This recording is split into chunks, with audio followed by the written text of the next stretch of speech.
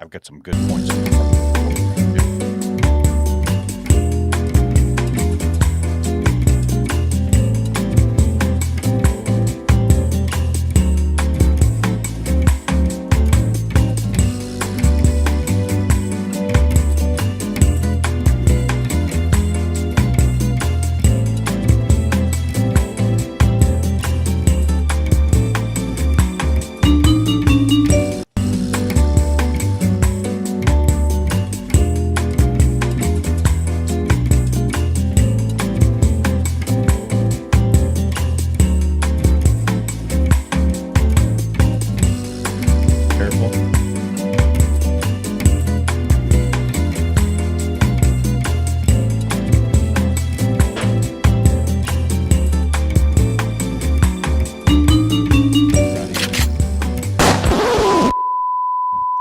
Love you.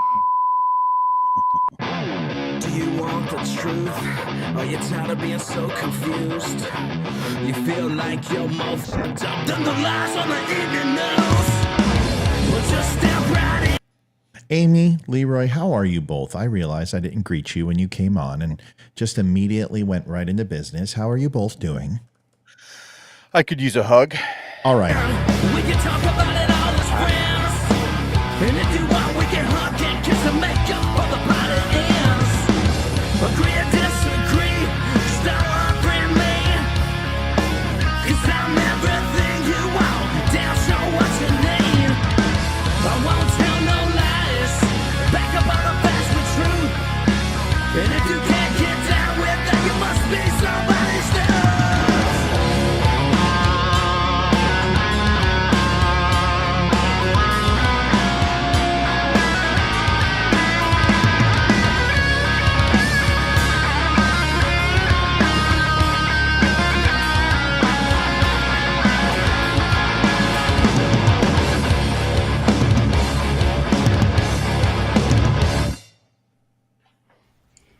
Hey, Hogs Twins here. Check out our friend Matthew Spirit at his podcast at The Dumb Show and his website, don'tunfriendme.com.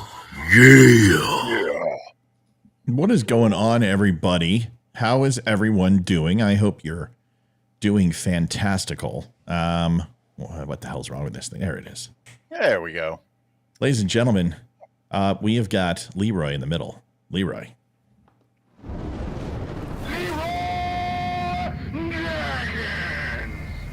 And as always, What is up to the best dummies in the world? the best dummies in the world, Amy Robinson, all the way over. And you're like, holy cannoli, oh mother of God. And you're like, holy cannoli, oh mother of God.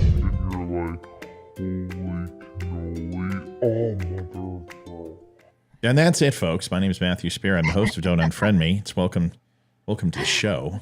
It's good to have. What the hell are you What doing? about Liv? I was playing my video. Who's that? Who was that girl up in the upper right? You Who was that? don't have a video anymore. I turned it off. That's Why do fine. you get a fine?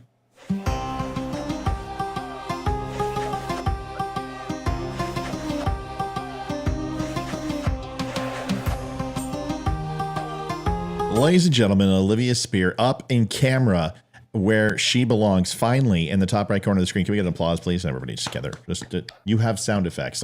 Listen, you. No, wait, wrong one. Holy shit. I'm a hot mess. Holy shit. What a hot mess. Wow. So Olivia is now going to be on camera. And, you know, what did first of all, I called this. And I told you, she's going to be like, oh, this is kind of fun. I kind of like this. I think I want to be on camera now. And do you have a camera? I was wondering. And I don't know. Do you think we can put it on? Maybe we can just try it tonight. That is not what I said. It was very much like that. Yeah, it was exactly no. what it was like. Like I said, and also I called something else. Does anyone want to go ahead and go ahead and recite what I said about the Toronto Maple Leafs versus Florida? Does anybody remember? I do. No. What did I say, Olivia? You said they were going to sweep. I said there's not a chance in hell Toronto's going to win a game. And it's 3-0, and they've got one game left, and I'm telling you, they're not going to do that. When literally, we got the 4 best players in the world, have scored 0 goals.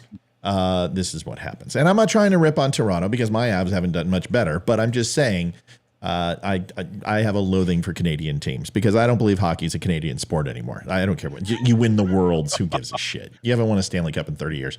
So anyway, it's you know what? That's a little shit talk, but I'm out. So I can go ahead and you guys can talk all the trash you want about the Avs because I'm going to agree with you. I'm just being honest. Welcome to the Don't Unfriend Me show.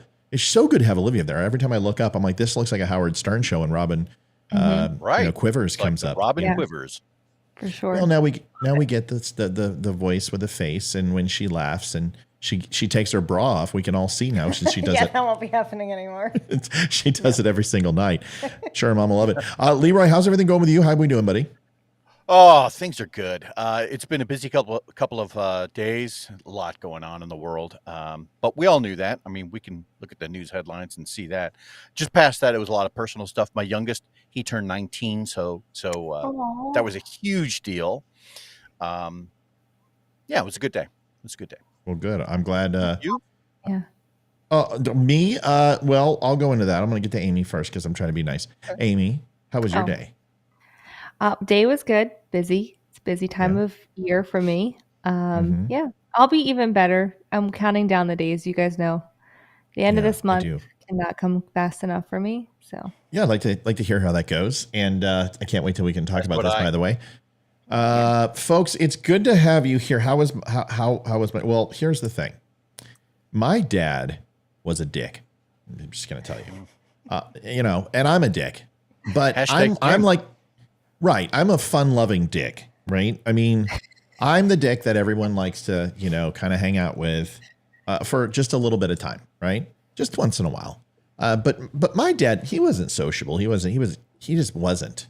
I don't have that issue. I am very vocal, and I have been participating with Ethan in karate, and I don't go to his practices. I let him go do his thing, and I go to his breaks and his tournaments and his belt tests, and I just let him do his thing. Well, with baseball, I have been involved, and I still don't go to practices. I want him to go and practice and have fun, but I am how would you call it, Olivia? The team calls you the motivator. The motivator. That's right. I'm the motivator. And the coaches may not like it, but honestly, the coach and I seem to be getting simpatico. Like we don't talk over each other. Like he lets me kind of coach the kids from afar. I'll be like, hey, good step, or, Now, is this all positive reinforcement, or do you do any like smack talk to? No, I do none of that. I'm very positive. Like if it's like, say they throw base on ball, right? So guy walks a guy and I'm like, hey, get your head up, get back to the mound. Let's go. Come on now. I'll be like, hey, come on, let's go, buddy. Come on, Xander. Good pitch. Move on. Let's get to the next one. And I'll do that stuff. Or they come back to the dugout. And I'm like, man, that was a good knock. Good stride, good swing, good job, good knock. And because I may not be able to coach baseball, even though I'm doing fairly well with E, I understand the game. I understand the game and I love it. So Ethan has been progressing. He's never played baseball in his life. Like what I tried to say is the coach is like, oh, that's your son, Ethan. I'm like, yeah. And they said, well, has he ever played baseball? I said, no, not at all. And I said, yeah, but none of these kids have done karate. And they're like, he does karate? I'm like, yeah, the kid's like, he's a hair shy from a black belt. So the good news is if you guys have a bench clearing brawl, he'll kick the shit out of the opposing team for you. And they're like, well, there is that. So Ethan, I went and bought him a net, bought him a new ball, balls, new bat, and got him a, pitching machine thingy. We're just trying to take care of him. And I've been going out and working with him. Take him out in the field and hitting him some grounders and, letting him throw the ball a little bit from the mound and I catch with him and stuff like that. And he's been progressing, but he has not hit the ball. Now he is foul tipped the last 2 games and he's just nicking it. He's right there. He has a pure swing. In fact, he hits it harder than anyone else on the team. And he's one of the smallest guys, him and Xander. Braden. Who's the small number 2? Braden's like nothing. He weighs like 80 pounds. And Ethan's just short for his age, but he's learning. So tonight, he went up and he struck out and he seemed a little bummed. But the coach told him he was going to pitch tonight. Now, Ethan, he thinks he's a pitcher, right? So he goes, all right, I'm going to pitch. And he gets up there and I see a complete fucking transformation. I've never seen anything like it in my life. He starts kicking the dirt and kicking it like a pitcher would, and he brings his hat down. I got you. He brings his hat down like this. So usually his hat's up like this. Right? Yeah, dude. No, I'm not fucking shitting you. His hat's usually up like this, and he goes like this, and he pulls it back, and he stands up there and he starts kicking the dirt, and and he's spinning the ball in his glove, and I'm like, what the fuck is going? What does Oral Hershiser just come out here? Getting ready to I'm pull not back kidding. he's getting ready to pull back the bow on the Yeah. on the ball. No Yeah. shit. No, Olivia, Yeah. send me the video. So Aw. so he does this, and I'm watching him, and then he starts planting his pivot foot up against the the block, and he's he looks in, and I've taught him. I said, you bring it up, and you have your routine, and you need to get your routine. And 5 seconds, if you throw that ball before 5 seconds, there's going to be problems. You need to have your routine. So he does it, and he's out there. He's like, you can see him, just 1, 2, and he throws his first pitch, and his eyes like light up like Christmas trees. Oh. And I'm like, oh shit, he's addicted. Ricky He Vaughn. throws 2 innings. Here it goes. Listen, he throws 2 hitless innings. Makes the guys pop up, ground out. Defense kicks in, and he's up there, and he's like, yeah, fucking yeah. And I've never seen the viciousness in my life except when he belted that kid in the nose. I got him, Liv. I only sent one. There's 3. I only need one. I just want to show everybody. So he's up there, and he's like, fucking fist pump, like, yeah. And I'm just like, my God. And Ethan threw 2 scoreless innings. Coach put him back in, and then when he came back, he's like, way to go, E. And then he grabs his helmet, he grabs his bat, he's like, let's go. I'm up. And usually he's timid, so he's like, he wants to go hit now. And he goes up and he gets his first knock, and it gets thrown out, but he full connect. It went past the mound, big deal, nothing huge, but it was fun to see. That was the hit I just sent you. That's awesome. Awesome. That's awesome. I'm so happy. That makes my heart happy. It was just great, and I'm going to show it to you either way. That's just what we're going to do.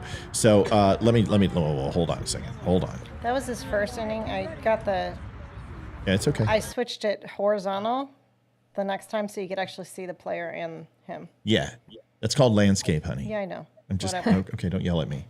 So is this the first video right here? Yes. Okay, so That's his first time up to pitch. all right, and maybe Dad exaggerated a little bit. Now that I know that I'm on screen, I'm kind of feeling like, did He I was kicking his feet. did I call this too much? Did I overhype this? Because we got like 90 people on. Here's the fact of the matter is normally when it's your kid up on the mound, you are hyper sensitive to what's going on, and your focus is way more intense. So you're going to pick up on the little nuances that your kid is doing that that some of the other kids aren't doing. And That's so right.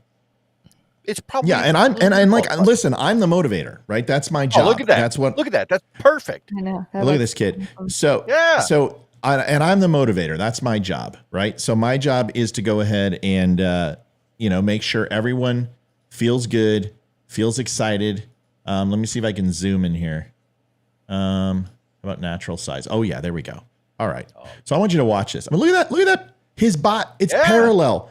Dude, he's fucking 10. He's never played baseball in his life. This is his 5th game. Yep. All right, here. Did you get any of these coming in into batter? I did. That's the next video. I can send it to you. I realized. All right, well, we'll just look at his form. Look at his form. Watch his routine. Here we go. Look at his glove. Chalks up. There you go. And then watch how he gets the ball. Now, a couple times he muddles, but he's like, grabs it, comes down. This guy can't catch shit. He couldn't catch a cold like yesterday. And all of a sudden, they're throwing at him, and he's like this, and he's turning around and walking away, and he spins around. I mean, it's great. So there it is. Watch him. Here you go. Come and get it.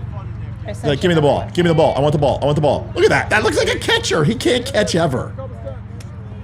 There he's kicking his foot. The heater, Ricky. Right. Throw him the heater, Vaughn. That's what they were saying. He was Lay off the curveball, Vaughn. Throw him the heater. Yeah, somebody said that he's like a. Look at that. Look at this. The glasses. It's ridiculous. That's good. And he's on the socks. That's the only thing that sucks. It's okay, bud. You got this. All right, so there's one. All right, here's the other one. Hold on. And we'll get to the show. You gotta let a proud dad do this. What the hell's this video playing from? I have no idea. Hold on, everybody. Technical difficulties. Where's the window? Where's the window? I don't think he closed out of it. I know.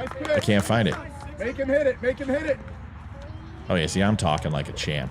I'm over there like... And here's the Hold on a encouragement. minute. Where's this playing at? Hold on, guys. I'm sorry. My computer's screwing up. I don't know where this is playing. There it is. It was in the background. Okay, got it. All right, here we go. Then we got this one. That's where he hit. Okay, this is going to be the hit. And I want you to watch his swing here because it's actually respectable. All right, here it is. Let me just switch this thing around. This won't happen again. I'm sorry. All right, here we go. So tall, zoom in. Here we go. We're going to cover Leroy and I because we're not important. It's all about Slugger. Number 10. Look, this is right after he pitched first. He's like, I'm ready. Let's go. He's never out of the box this fast. He's like, because look how small he is. He's a fucking munchkin. I mean, he's just tiny, man. That doesn't mean anything when you're hitting the ball. Yes, it. Well, I didn't grow until I was in high school. I was 18 years old. But just look at his stance. Yeah, stance is perfect. Slightly more than shoulder width apart. There you go. All right, well. Takes his pitch. He's like, come on, pitch. Throw me something I can hit. What are you doing? Throw me a ball. I'm like, okay, I'll move. Here we go. Look at that, getting his hands right like Dad taught him. He's two finger grips from the frickin' bottom. Look at the pith. Look at his head. It's right where it needs to be. He takes a hack at this one, I think. Hold on. It's like, no, I'm not gonna swing at that shit. Get this shit out of here, cheese. Come on, pitch. Ball 4. All right, he's looking at his feet. He's got him planted. He's got his knee slightly. If he's ready to do his step. Patient at the plate. Patient at the plate. Here comes the pitch. It's like, no, that shit's not good. All right. So he's got 3 balls, right? 3 balls, no strikes. Pitcher knows what's up. If he puts it in the box, that kid's gonna He's hit really it good at with something waiting that out looks the like a balls. vapor trail. Yeah, but what's good about this is, look, he looks at Coach. He's going back over and look at Coach because he's got the 3-0, and he's like, does he have the nod to swing? And Coach is like, fuck yes, swing. So Coach gives him the sign to swing, and he's like, all right, fine, I'm going to swing.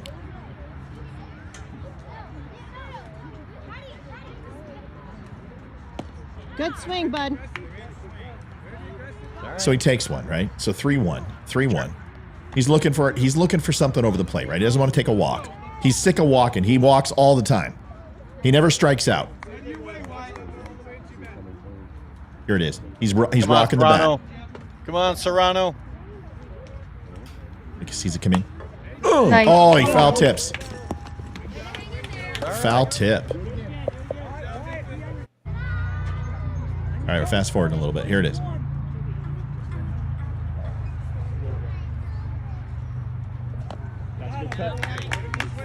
All right, so there's a strikeout. Where's the hit, Liv? I thought that was the hit. Obviously not. Hold on, everybody.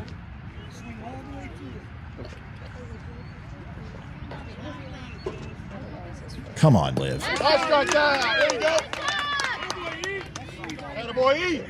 Where are we looking at here? Liv, Yeah. you're not helping me. Here, I'm gonna send this one to you. Okay, send it to me. Let's see what you do with it, pitch. There's one. Let's go. See, I'm trying to find this other video. I don't know where it is. Accept, save the downloads. What's this one that's in landscape? That's where he was pitching again. That was the second inning pitching, where Okay. you could see the batter and him. Oh, this is one. This one will be quick. We'll make this quick. We're not going to screw around all night. I mean, people are probably like, dude, who the hell is this kid? Why are we watching this shit? All right, here we go. All right, let's watch this real quick. All right, see how he's freaking rocking the bat back and forth? I mean, he's starting to, like, you know, Pedro Bordone over here.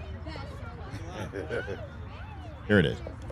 Good swing. Oh, takes a cut. That's a good swing. Should have been a little harder. Now, let me tell you something. This guy can drive it out to the outfield. He hits it the hardest on the team when in batting practice, but in the game, he can't do it yet. All right, here it is. Here's his hit. Here's his cut. Checking his feet. Same thing. Same routine. That's in a good spot. Here it comes. Oh, yeah, Josh. Oh, look at that. Dude. I mean, that's not. Look at it. Look at this. Yeah. Look at this thing. You got some dust. Look at. Good hit. He picked up his foot. Oh, Look at that. I know he did. excellent hit. Look at him pick up his foot. Now, he needs to keep it planted a little bit. But he did his step. Reaches out and just touches that ball. Yeah, and they got him out at first, but he was like, I don't even care that I got out. I just got a hit. He's like, I got a hit. I don't Aw, care. that is Folks, so that is awesome. So it's the cute. greatest day of my life. Adorable. Like, I love it. That was almost as good as the first time I had sex. Like, with Guadalupe Acosta. Oof, and she sounds exactly like she sounds. Sorry, Liv. That was a long time. I was young. I got my own hit. All right. Folks, I'm proud. I'll be honest with you. I don't know if I want to coach. I don't think I want to coach, but I enjoy like just giving feedback, helping the coaches, doing what I can. It was awesome. All right. So, it's good. Mom, how are you feeling about this? You didn't say much. Well, you were doing all the talking. I'm That's very usual. excited. Thanks. Well, Thanks. yeah. It's exciting. So, Amy, are your children in sports? Real quick before we, Currently, we are taking a sabbatical from spring sports. So, no. Okay. Just dance, and dance is almost over. My kid. Richard Shoemaker says, "Wait till he gets full power, swing power behind him." I'm not kidding you. Right. This kid can hit the ball. I mean, He's strong, and it comes from his taekwondo. He's been doing taekwondo since he was 2.5, and he has so much power behind his punches. It hurts. I don't let him. Yeah, do he full can't kick punches me with anymore. Every time he kicks me, I'm like, okay, that's enough. I don't want you to kick me anymore. You need to stop. Leroy, what were you saying? Your kids all played sport? Oh no, Ryan did. So Yeah. we got him enrolled in sports right out of the get-go, and he did everything from t-ball to soccer.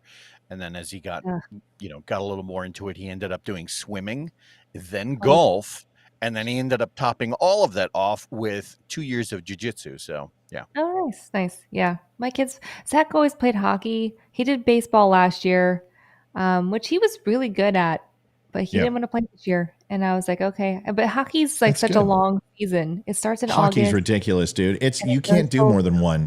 It's ridiculous. It's hard. It's really tough. Hockey, it's a full-time gig because just by the time you get your gear on, it's 45 minutes, right? I mean, it's no joke, dude. Ice. Yeah, 90-minute practices. Yep. Twice a week, and then games, sometimes the back-to-back games. It's a lot of ring time, but I'm okay with it because my son loves it. So it's just expensive too. I'm like, oh no, I know. That's why we don't do it. It's just too much damn money. I'm just like, we might as well get a horse. Yeah. Why don't we get a horse and we all can enjoy it? All right. Love sports. I've never been out there, right? And I'm mingling with people and enjoying it. And, I asked, I'm like, listen, I'm loud. I hope you guys are okay with that. And they're just like, no, as long as you're cheering on the kids. And it's going well. I mean, it's good. It's fun. All right. We got a lot to cover. And we've got some stupid stuff to cover, too. So let's get into it.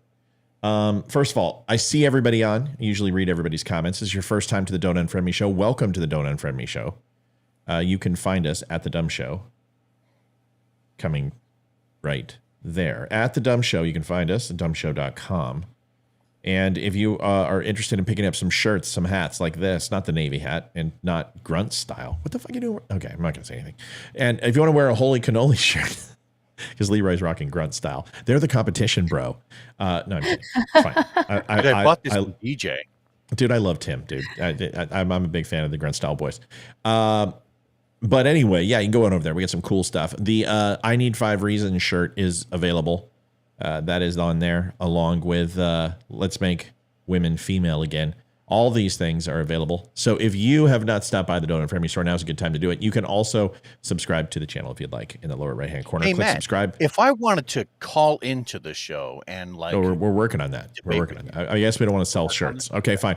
So if you want to call into the show, you can go ahead and hit the button and just call into the show.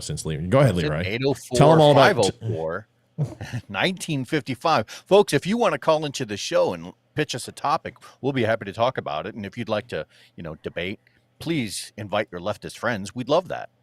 Yeah. So do that.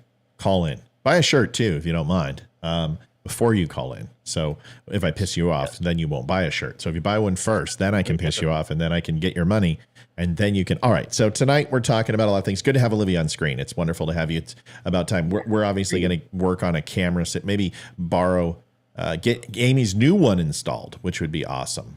Mm-hmm. Right? We got to get your new one installed. Yes.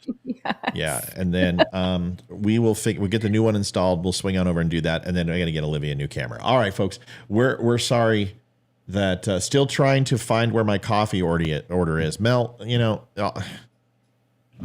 What are you talking about? Hold on. Did they send it? Did they send it? Hold on.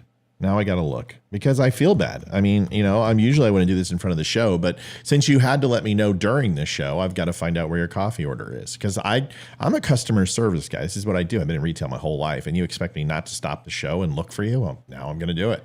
And if you didn't want me to, well, then maybe you shouldn't have said anything. Let's find out what's going on. Orders. I'm going in right now, Mel. Mel. Oh, Mel. What's the dealio? Hold on. It says this is your third order. Thanks you for shopping. Oh, snap. Your shipping is good. Shipping label was purchased at 2:04 on April 26th. The tracking number is right here, so let's go ahead and look that up. It says it was shipped in a 12 by 10. We're tracking the package right now. I'm finding out for you, Mel, because I care about you. You live in Canada. It says in transit as of May 4th. Canada. So it's still in transit, kiddo. Probably takes longer because it's going to Canada. Yeah, it's fucking Canada. I mean, you know, Canada. It's Canada. What do you want? Okay, it's arrived at facility 4:58 a.m. on May 4th. Estimated time of arrival. It's in Canada. That's all it says. But it is alive and well. Just letting you know. She says, got the shirts. Just didn't get your coffee. It's on the way. It's on the way. All right. 804-504-955. The worst intro ever to the show. We took it all for Ethan. Folks, thanks for watching the Don't Unfriend Me show. Oh, come on. We'll be back next. We'll be back tomorrow night. Have a good one. I'm David Boreanaz with the Cast of Seal team. Wow. And we have an important message for... I'm just kidding. We're not going to leave. We're just not going to leave you like that. All right. So here's the deal. There's a bunch going on in the world. We appreciate you being patient and holding on for us. The first thing we're going to talk about tonight is, well, I don't know if you guys have had a chance to hear about Title 42.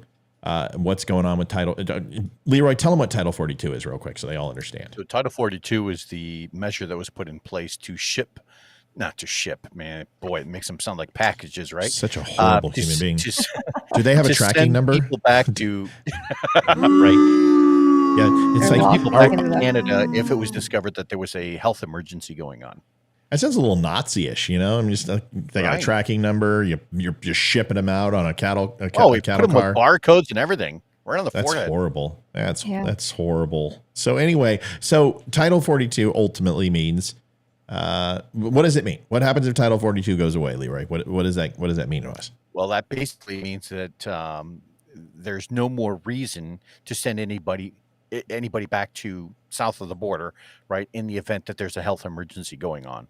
So, really, what that means is that the floodgates could potentially open up if the border isn't being enforced. So now there's a little misinformation. We're going to talk about two things of misinformation, but there's a little bit of misinformation with this that we heard in regards to that. You guys saw this picture and it's a long bridge and it's full of 12, 15,000 people or some shit. That picture is fake. It's not fake. It's 2 years old. And it was done from people coming from South America into Mexico. That is not what's happening. But it doesn't matter. The truth is the same, is that they're predicting 700,000 possible migrants invading the border and coming in with unfettered access, almost like it's the Boston Marathon, without the Gatorade and the diarrhea after the 20th mile and crossing the finish line and winning a cool prize. So what this essentially means for us is that there are people stacked, and this is El Paso, and I'll tell you some stats after we watch the video. Let's watch this real quick.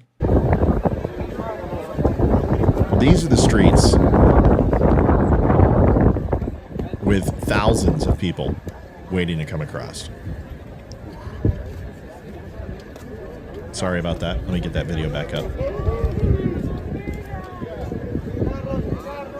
I want you to imagine it right now flying by. Just, how many people? There we go. Let's start it from the beginning. So it's really important. I mean, this looks like the walk of shame here.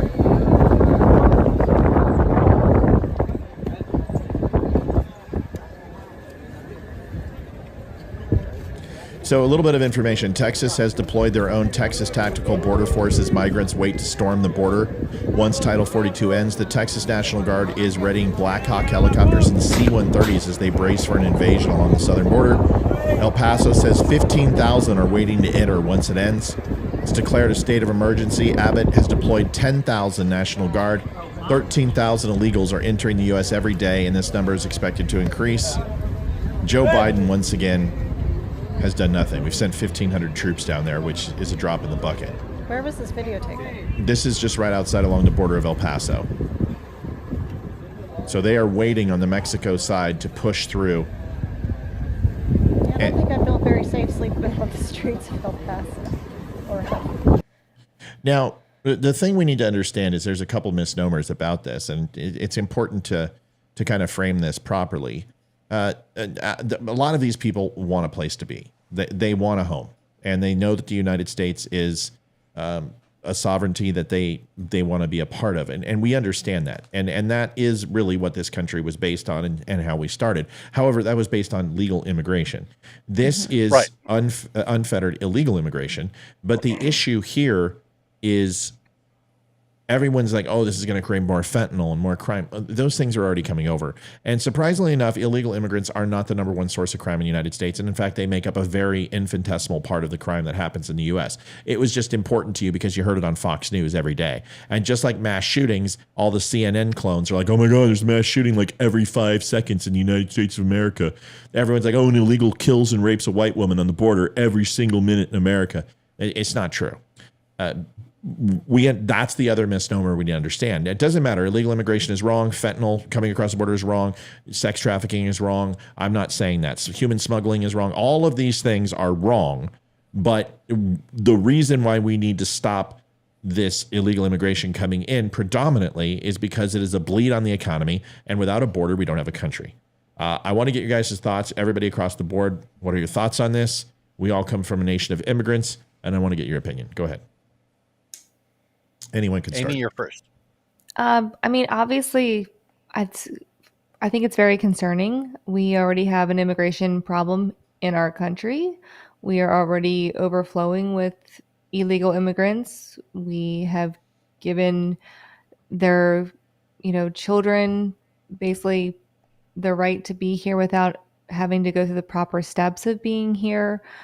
So the incentive to come here is huge. They're getting a lot of things that are being given to them. I've seen a few interviews with people from Chicago, and there was one lady in particular that stood out to me because she was just so upset about it. And I'm not saying we should be giving our own people a handout either, but she's saying she brings up a good point. Why are we giving these people who are not citizens, who are they're not taking the proper steps to become citizens? We're giving them a complete handout. We're giving them better treatment than our own citizens that are struggling in the inner cities, that don't have access to the basic needs, and that we're just handing it over to these little illegal immigrants. And my heart breaks for them. Of course, I want people to have a safe place to live and to have all the access that we have. Everybody, I think, would want that for everyone else, but you have to go through the right channels. You have to do it the proper way.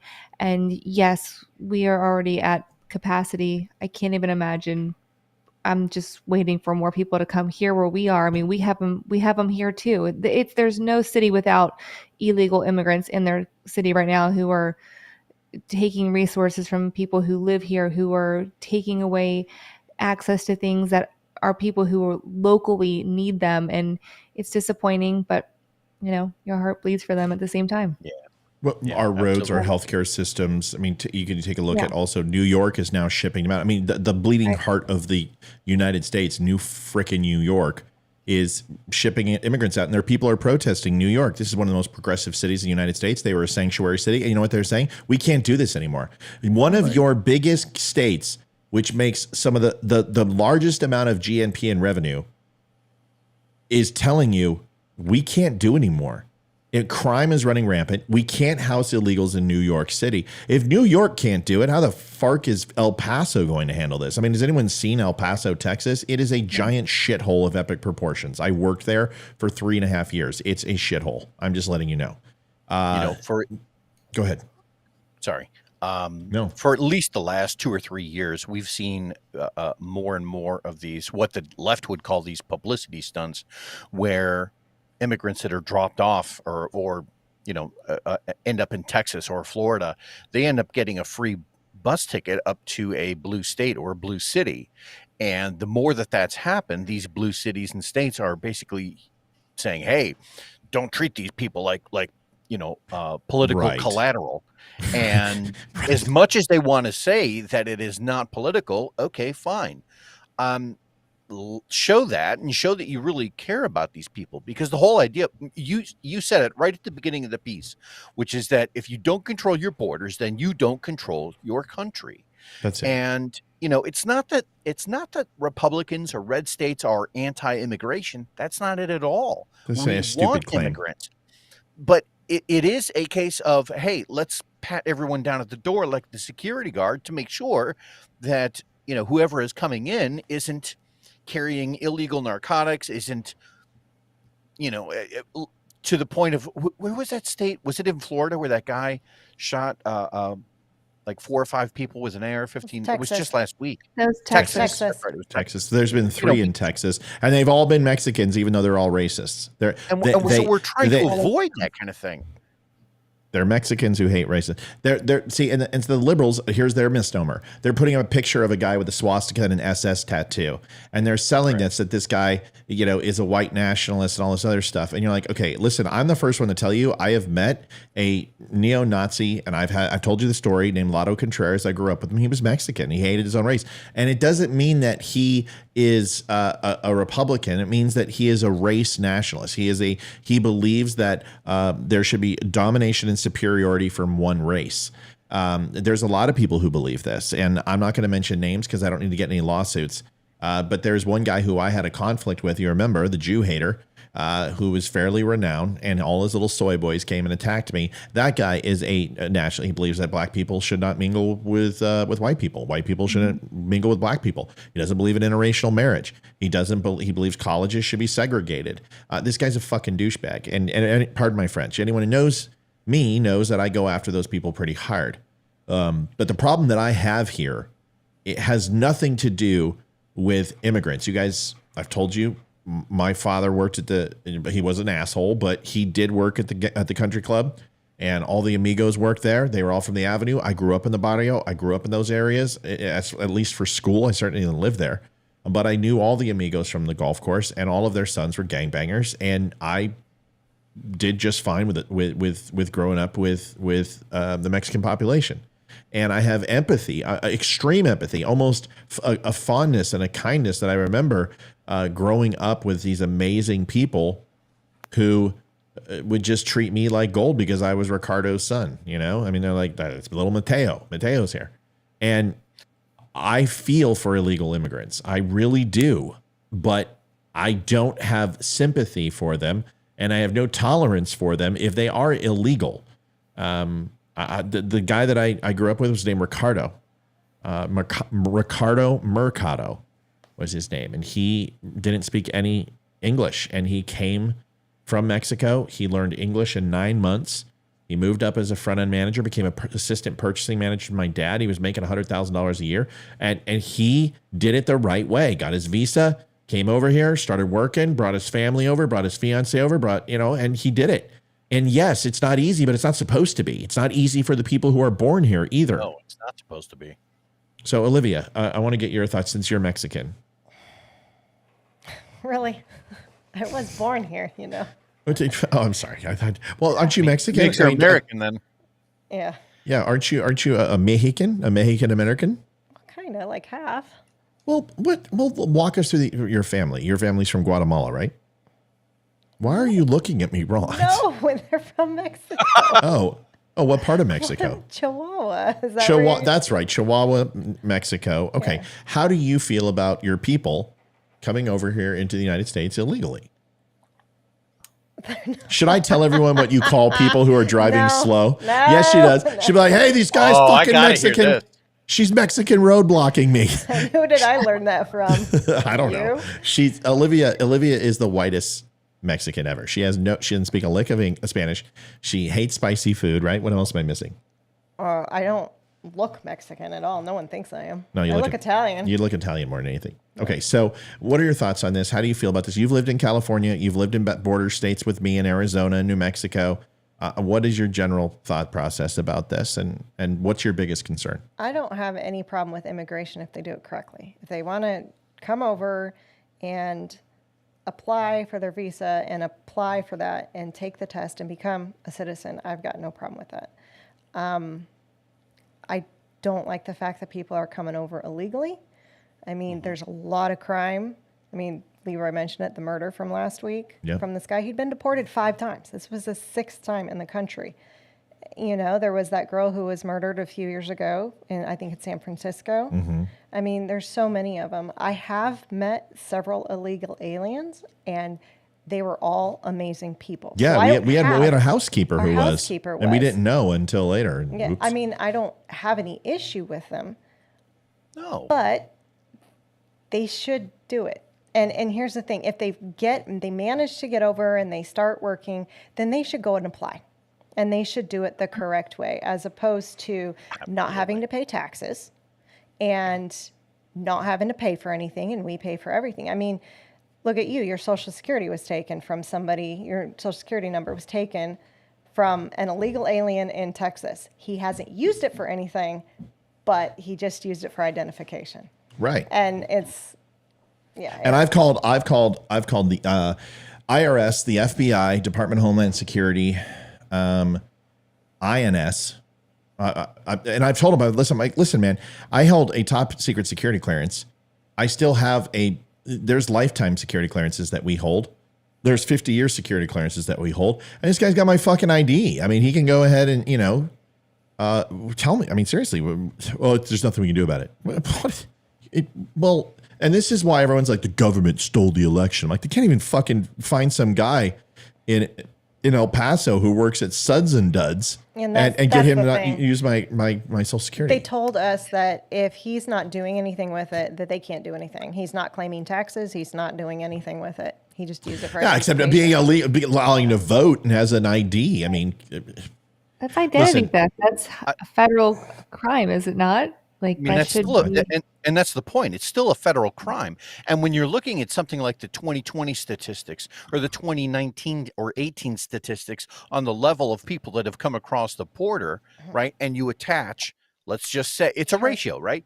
And you attach some sort of crime rate to that, whether it's applicable or not. Just go with me for a second, right? So let's say you have this much on the bar scale, and then by 2021 and 2022, now that's multiplied by 4. Well, how much more crime is going to come in? Roughly 4 times the amount. And we have to be willing to deal with that in some way. Should it be happening? No. But I'm not the president, and I'm not the guy, unfortunately, who stopped building a wall. Or the guy that stopped policies that were actually working. I mean, this is anyone who thinks that it comes down to what we've talked about, money, power, votes, and anyone that actually believes that politicians on either side are going to do what's in the best interest of the United States before they do what's best interest for their party. That's really what we've gone down to. And it's a hard thing for me to understand is, are we not a nationalist country now? Are we not in our form of government? Is it not statism? Because it almost seems to me that we have this nationalist, that it's all for the party. It's all for the state. Oh, I see what you mean. Yeah. And we, not like the state, like the United States, but it's all for the party. And everything's decided through the party. And that's really what fascism is. I mean, that's what Mussolini said. Absolutely. Mussolini said, it's all for the state, and nothing out of the state, nothing against the state, and paraphrasing. And that's exactly what fascism is everything's filtered. Fascism is the prioritization of the party in front of the individual or the individual states. Or the individual rights, right, of the people. Mm-hmm. So we have to. That only applies really to one party right now, by the way. Well, yeah, even though one party's trying to apply it. See, listen, I'm not going to sit here and defend Republicans all day long. Republicans, I've said this, Leroy said this, I think we've all said this at one point, is that the reason why we're Republicans is because Democrats are trying to literally dissect the Constitution. I challenged a guy, I said, dude, I'll give you $10,000. You go ahead, and if you can name one policy that Democrats have proposed that has impacted the Constitution and the Bill of Rights, the first 10 Bill of Rights, give me one Republican bill that's done that or piece of legislation, and I will give you 50 that Democrats have done off the top of my head. Go. Absolutely. This guy couldn't mention one. And I said, well, let me do it for you. The Patriot Act. That was proposed by Republicans. And that is the biggest atrocity that the Republicans have ever done. Citizens United is another one, which allows corporations to go ahead and have a voice. But we did that to counteract because of fundraising, because of Democrats. We needed to get big corporation money as well because the small donors were not competing with big fat cats that the Democrats were getting. So there's two. But let me just go ahead. So I owe you 100. And I said, great. I will just give you 26,000 pieces of legislation on gun control that are all pending right now, waiting to be read and heard right now. Now you need to go find me, 260 other pieces of fucking Republican legislation before I even have a conversation with you. Right. Bump stocks was a great example for that. He banned me. Mag reduction across. You have Right. 23 states that have reduced the mags from 10. Safety pin clips, muzzle flash bannings, bump stock bannings, certain stock bannings, trifold bannings, or tripod bannings, folding stock bannings, laser sights on some. Dude, I can fucking go on and on. Certain types of powder, certain types of magazine and reload devices to go ahead and reload your own ammunition. I can go on. There's Well, they claim they're weapons of war, right? They're weapons of war, Matt. Well, we are moving into another topic, but yeah, they are talking about that they are weapons of war. But my whole point is this, is that the job of the President of the United States, first and foremost, beyond anything else, is to protect the Constitution and through that protect our borders and keep the people safe. Period. Plain and simple. Those are the three things.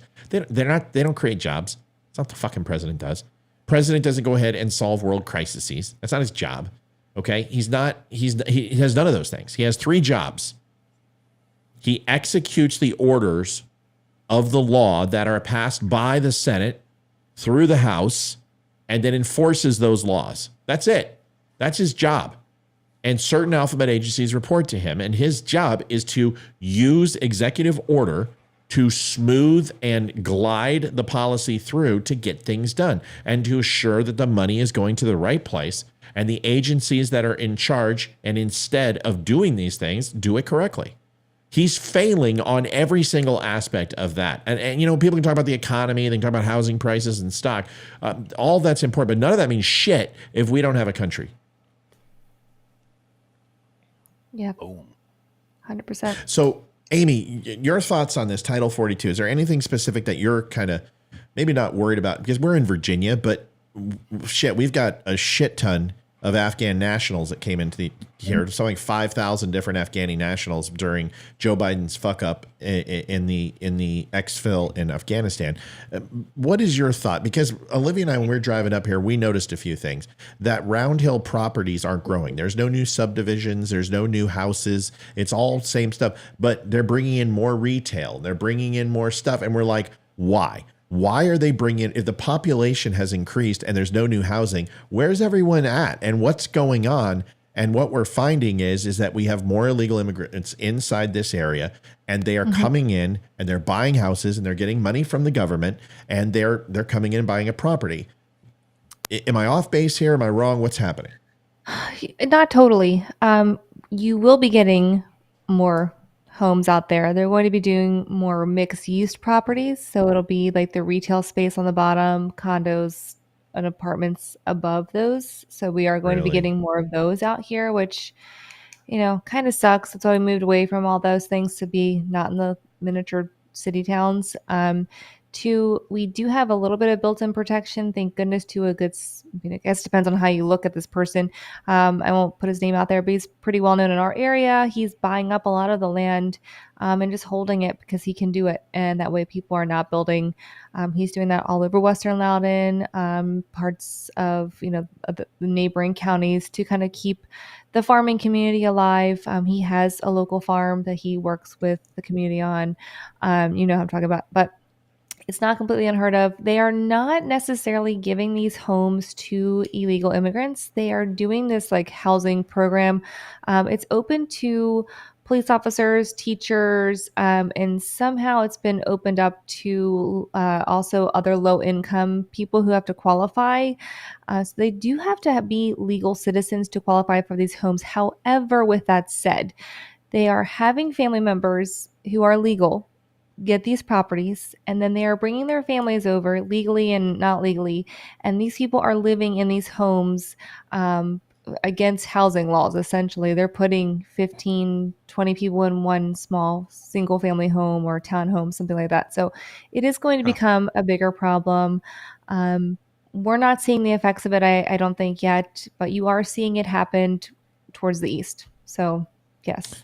The reason I was asking, no, stop. Don't. An increase in tax increment financing. I haven't seen an increase. Amy would be a better person to answer that than I. It's not my area of expertise.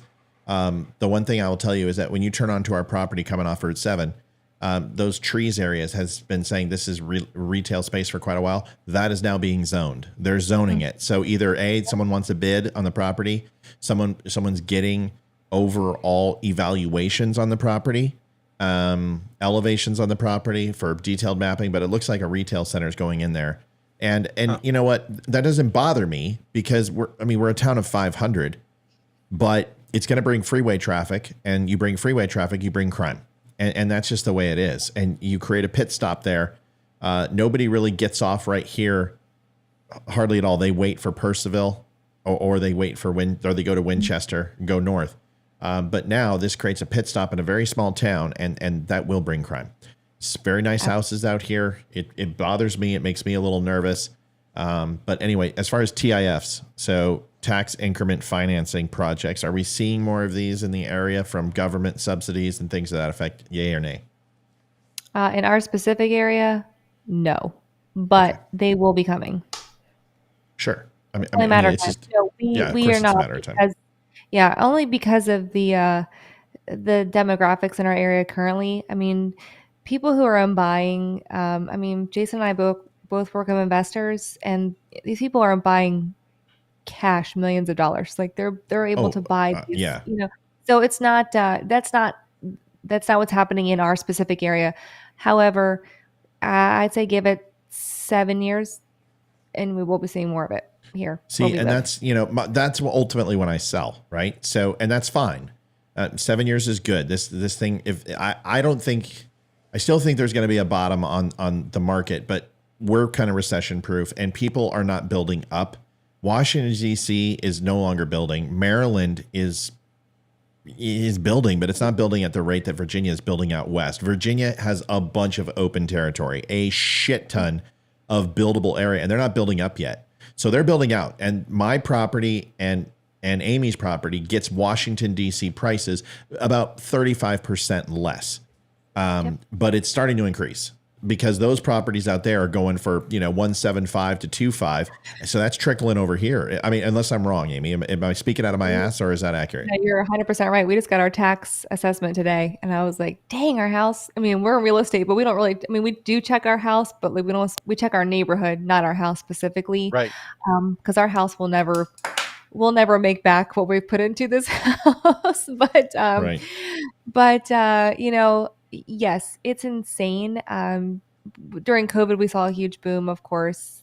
My specific zip code, and I have said this since 2015, I said this zip code where I'm in now, we'll see a huge boom, and no one believed me. They're like, it's too far away. It's too far away. I'm like, but we are so close to everything. We have seen the biggest amount of growth in the last 6 to 8 months in my zip code. Housing prices have gone up significantly, and I don't see that stopping because we still have land here. We are close to DC. We are close to all the main thoroughfares, and we're getting a grocery store. So there's no reason not to come live So here. you're new to, we need to talk about taxes. Remind me to do that because I got to know if I need to go fight that or go argue it or whatever, because I've Good never had luck. such a huge tax liability because my house almost doubled. Yep. So I we'll will talk say about it. the one positive thing about our county is they do our tax assessments lower than the property values. Like they really do. So you know Well, you're not paying what you really should be, because it was such an uproar years ago. It was horrible. The taxes here they were worse than they are now. you need to help me with that. So Yeah. we'll talk about that. We'll get on that topic. Well, I appreciate Title 42. It's no joke. I mean, you're talking about you're just doing what Joe Biden did in his first year and a half, which is just saying, "Come on in." And he invited everyone in. And then they realized with COVID, oh shit, we got to stop this, right? Because it's a catch-22. Because everything we're doing right in the United States, at least what they thought was right, and they're letting unfettered access on the border. It's stupid. It's like having a hermetically sealed home and you open a window. It's the dumbest thing. It's like, oh yeah, we're letting these airborne viruses in. We're opening a window. And that's all the border was. So they finally shut it down and put all these in place. But now that they're lifting these emergency powers, and what did we see about the World Health Organization, Olivia? What did they say last night, the other night? That COVID is no longer a health emergency or something like that. Yeah. So COVID is no longer a global emergency. Just like that, folks. COVID is no longer a global emergency. It just disappeared. So here's my problem. What if instead of 1.5 million people are dying, what if it's 250,000 people? How's that still not an emergency? Why are we still allowed not to? Why can't we? Why aren't we forcing vaccines? Why aren't we putting on masks? Why aren't we social distancing? Why aren't we cleansing ourselves? Why are we not saying hydrochloroquine is bad? What changed?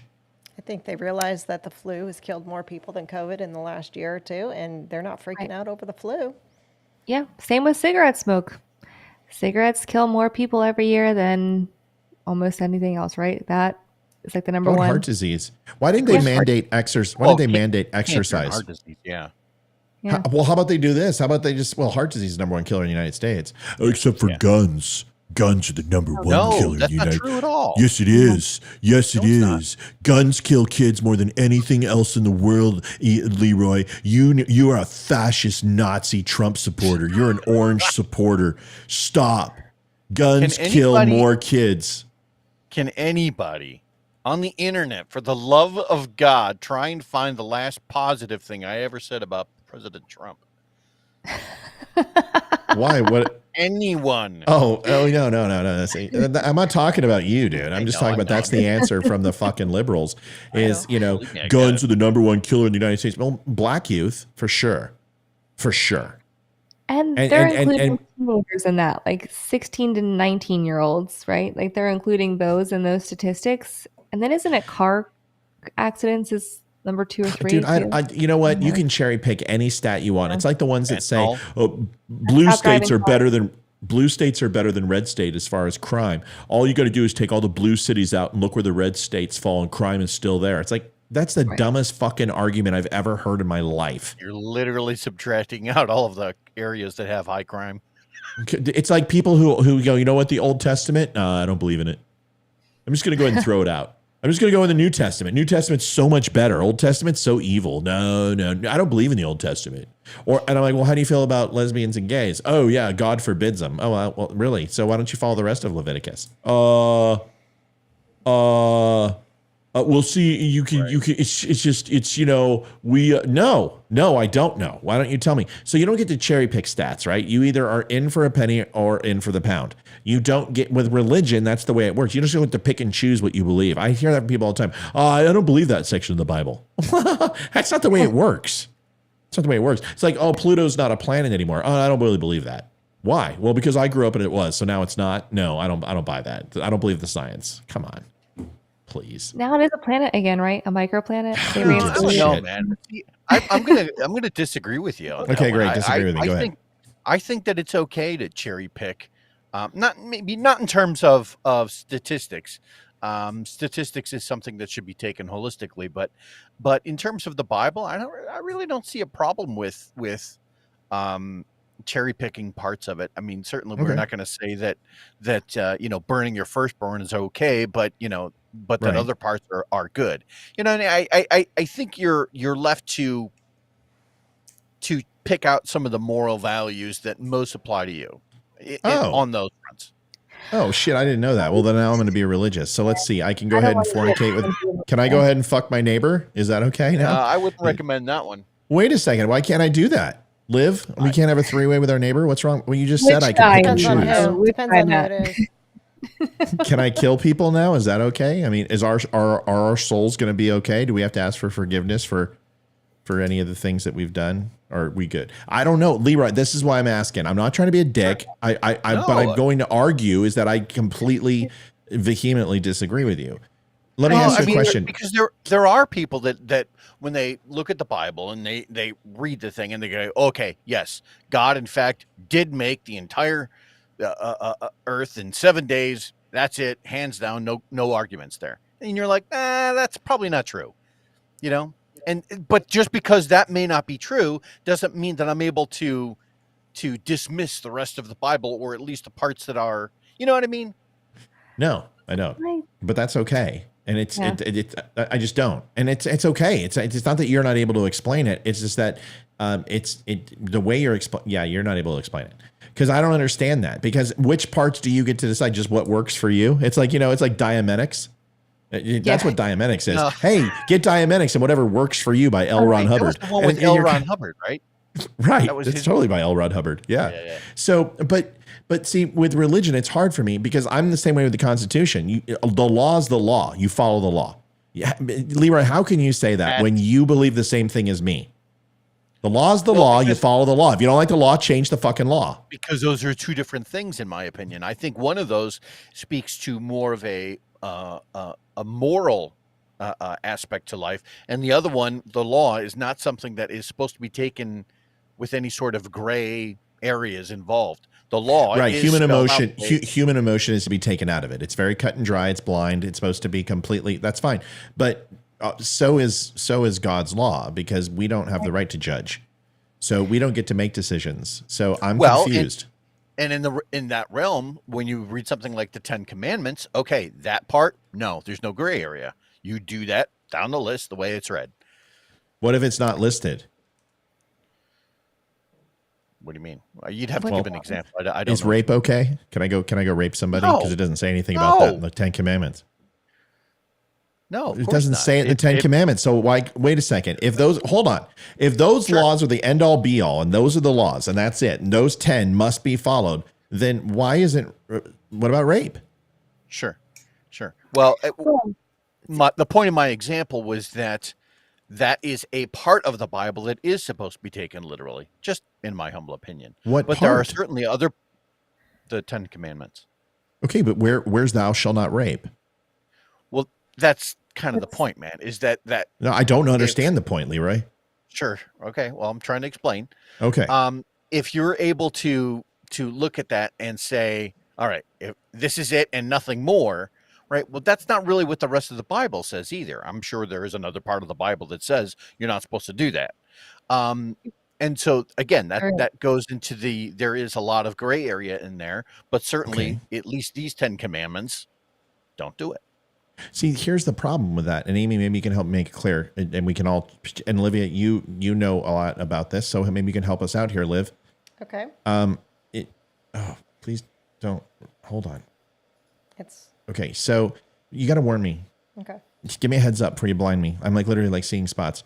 We should find out, right?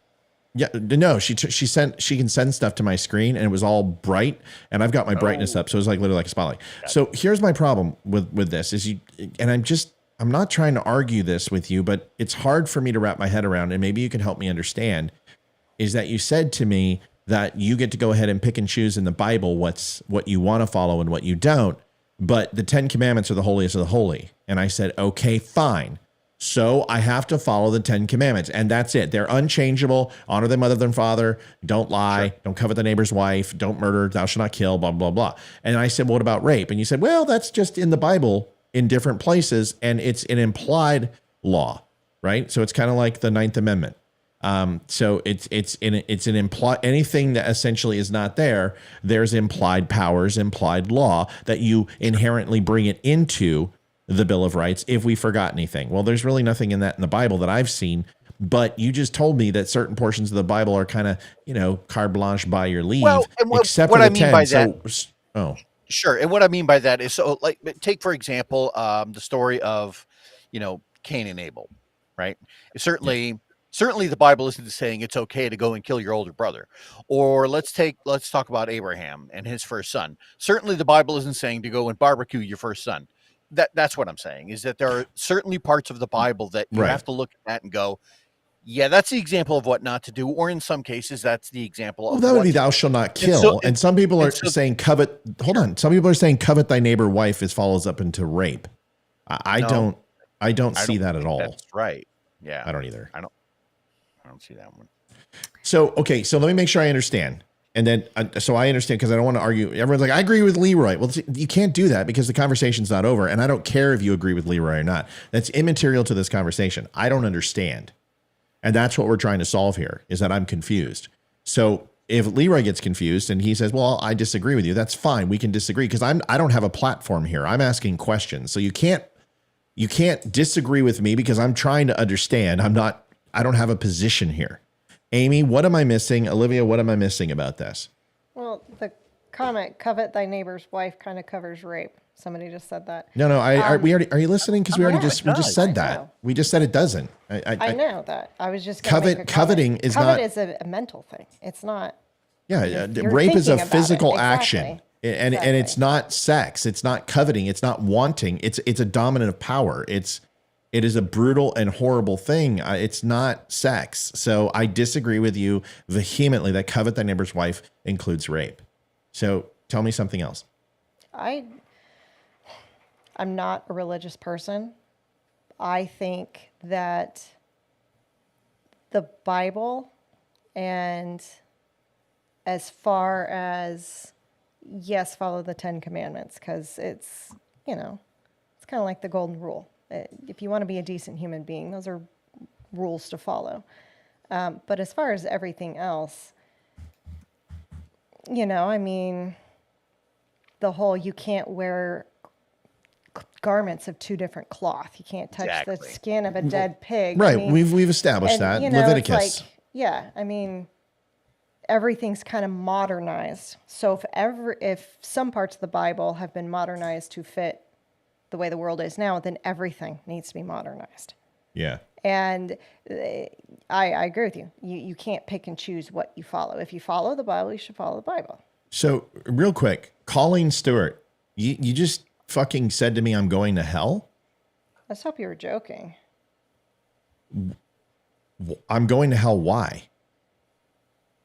Because I'm really trying to understand why. First, Could've you would been say me. something so talking about me. incredibly. No, You're going to hell, Matt. I don't think shit, that's. Matt, I didn't see that. I think Yeah, she's probably joking. I don't know. Hope. I don't know. I don't find it funny at all. I don't understand why somebody questioning and trying to learn is, just because you're questioning the Bible or questioning God's law does not make you wrong. See, and it's not just rape. How about pedophilia? Does that cover covet too? That's a great example. I mean, I can go on for fucking days on this. It's not about that. It's just, I hear always the 10 Commandments. 10 Commandments are the law. That's it. They're the end all, the be all, and everything else in the Bible is up to interpretation. And I'm like, I don't know if that's true. Amy, you haven't spoken on this, and you probably are the most versed when it comes to this stuff. That's a good point. Yeah, because you're Catholic. I mean, you guys follow some weird shit. I'm just kidding. Go ahead. Absolutely. My son's getting his first Holy Communion this weekend, so super excited Oh, for man. him. I know. First you're Such a big- standing up, then you're on your knees, then you're sitting, then you're standing up, then you're on your knees. It's like a workout. Yep. And then you get a dead body in your mouth. Then you get drunk, right? No, I'm sorry. I can make jokes because I'm a terrible Catholic, but my son's trying to be a good one, and I support him in that, and I'm very excited for him. But to talk about listening to every word verbatim in the Bible First of all, it is nearly impossible to live today's life in modern times by the original Bible, the way Mute it's your written. phone. Mute your phone. Mute your phone. Mute your phone. Oh, it's already muted. See? Okay. Colleen, I'm why don't you hold on? We're having a conversation. Please. Go ahead, Amy. The original Bible was not written in the English language that we read today, and it's updated constantly to make it easier for people to read because our words change, the language that we use change. Colleen, we're having a conversation. I answered the phone because you called. Can you please wait? Thank you. Okay, so that means close thy mouth until we're done talking, please. Okay, Colleen. Thanks. Amy, go ahead. So I'll try to summarize quickly here. The Bible, as it was originally written, we can't know for sure every implication that was meant to befall on us now. Theology is, I think, wonderful to study. I love to study other religions and what their belief systems are as well. In the Catholic religion, we do try to follow the teachings of the Bible. As awful as some of it may come across in today's modern language, it probably wasn't meant to be interpreted that way when it was written, and there's no other way to kind of pass it down without it sounding off. It's like fables now. We tell these fables to our children, and you're like, this is horrifying as an adult telling your child these stories, but they make sense. And it's things that we grew up with. I don't know how to say it in like plain English without really getting into it, but that's like my simplistic way of saying it. It's just not going to be interpreted the way it is now. And yes, there is something in the Bible for basically hold on, Colleen. every We're almost done. Okay, I can't hear anything. It sounds unfortunate. I'm missing out. Colleen, we understand. Just hang tight. We're going to get to you in a second. We understand you can't hear them, but just hang tight. Go ahead, Amy. That was it. All right. So the whole thing, people are defining covet, and I think the whole point of this has nothing to do with me saying that the 10 Commandments aren't great rules to live by, because I completely agree. What I'm saying is I think we're missing some basic things in the 10 Commandments that should be there. So we don't have to draw lines of delineation to other parts of the Bible that we're just told were subjective. Leroy, say your thing, and then I'm going to bring Colleen in. Sure. I think I've got an example here that might be applicable. Ephesians 6:12 basically says that for our struggle is not against flesh and blood, but against the rulers, against the authorities, against the powers of this dark world, and against the spiritual forces of evil in the heavenly realms. Okay, so that you read that and you kind of think to yourself, boy, that sounds like an anti-authoritarian kind of quote, that basically it's us against, in a manner of speaking, against the state. But there's another verse basically that says, hey, if you owe taxes, pay your taxes. It's Romans 13-6. And so it basically says, hey, if you owe taxes, give more than what you're supposed to. And so I as I was reading those, it came to me, I think that what you're saying, I understand what you're saying. What I'm saying is that the Bible has enough contradictions in it that you kind of have to find the line that basically splits it, and using your own morality, go down the path that is most correct for you. Does that make sense? Can everyone hear? Yes, it will. Yes, but it completely changes what you just said. So that's now it makes sense. It didn't make sense a second ago because what you told me is that the Bible is explaining things. No, you're not. Bullshit. That is not true. What you told me though was that you can pick and choose the Bible which suits you. That's what you said verbatim. And that's not what you're saying now. Well, that actually is what I'm saying now, because do you go by Romans 13-6 that says pay more than your fair share in taxes, or do you go by Ephesians 6:12 that basically says no, it's us versus the state? And so that's the line that I'm talking about. Yeah. Okay, we'll come back to this. Colleen, go ahead. They can't hear her. Did you just fix it? Hi, I'm here. All right, Colleen, I can can everyone hear hear her. Colleen? All right, now Yeah, you I can can't hear hear Leroy and Amy because we haven't fixed that yet, Colleen. So I apologize. Sorry to be That's all short right. with you, but go ahead and tell me why you said what you said. Okay, half kidding, but I went to church my whole life until about 20 when somebody freaked me out. But the Big Ten or the Big Ten, 3 of the Big Ten, that thou shalt have no other gods before me. God doesn't like that. He's a jealous God. Thou shalt not kill. You don't get to go to heaven if you kill someone. Sorry. And number 3 So is you thou can shalt never not go to commit heaven if you adultery. kill Wait a minute, wait a minute, somebody. let me finish. No, Wait a Colleen, I'm not minute. going to fucking let you finish when you tell me I'm going to hell.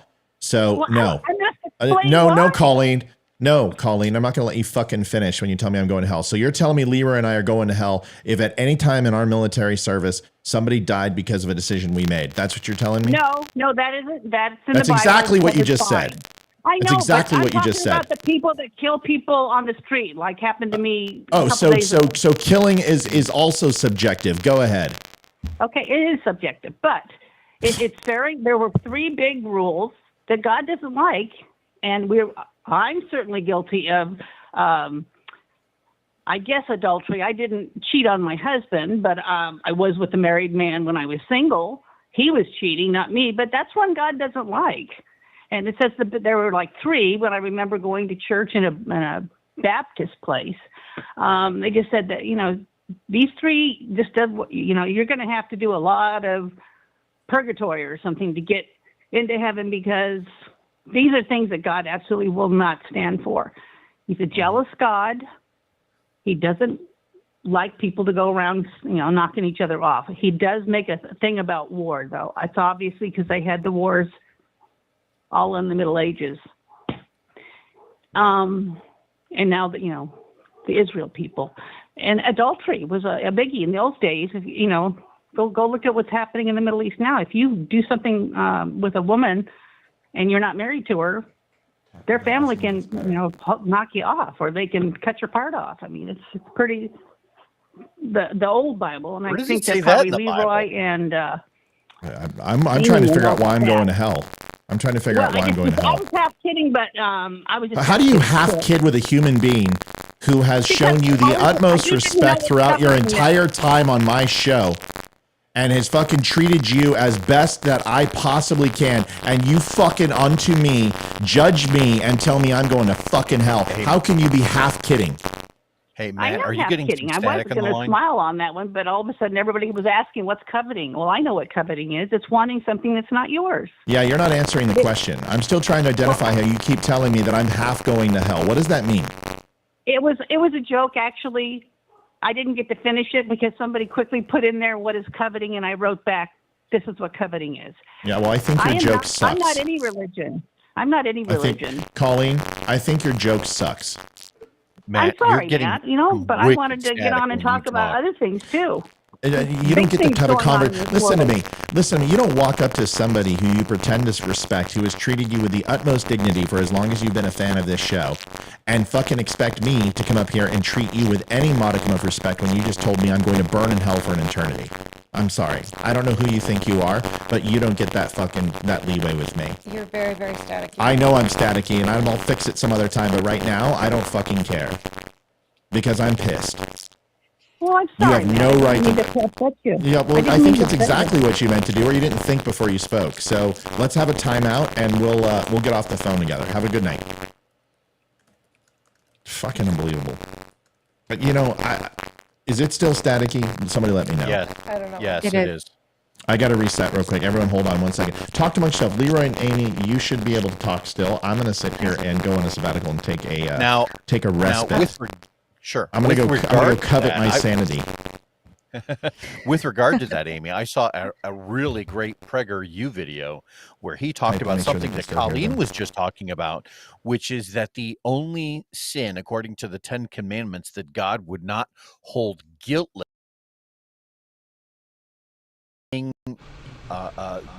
misusing the Lord's name in vain, because apparently the original translation of that in Jewish was "do not carry." There's something going on. I'm getting an echo of my own voice in my headset. Yeah, I hear you echoing now too. Me too.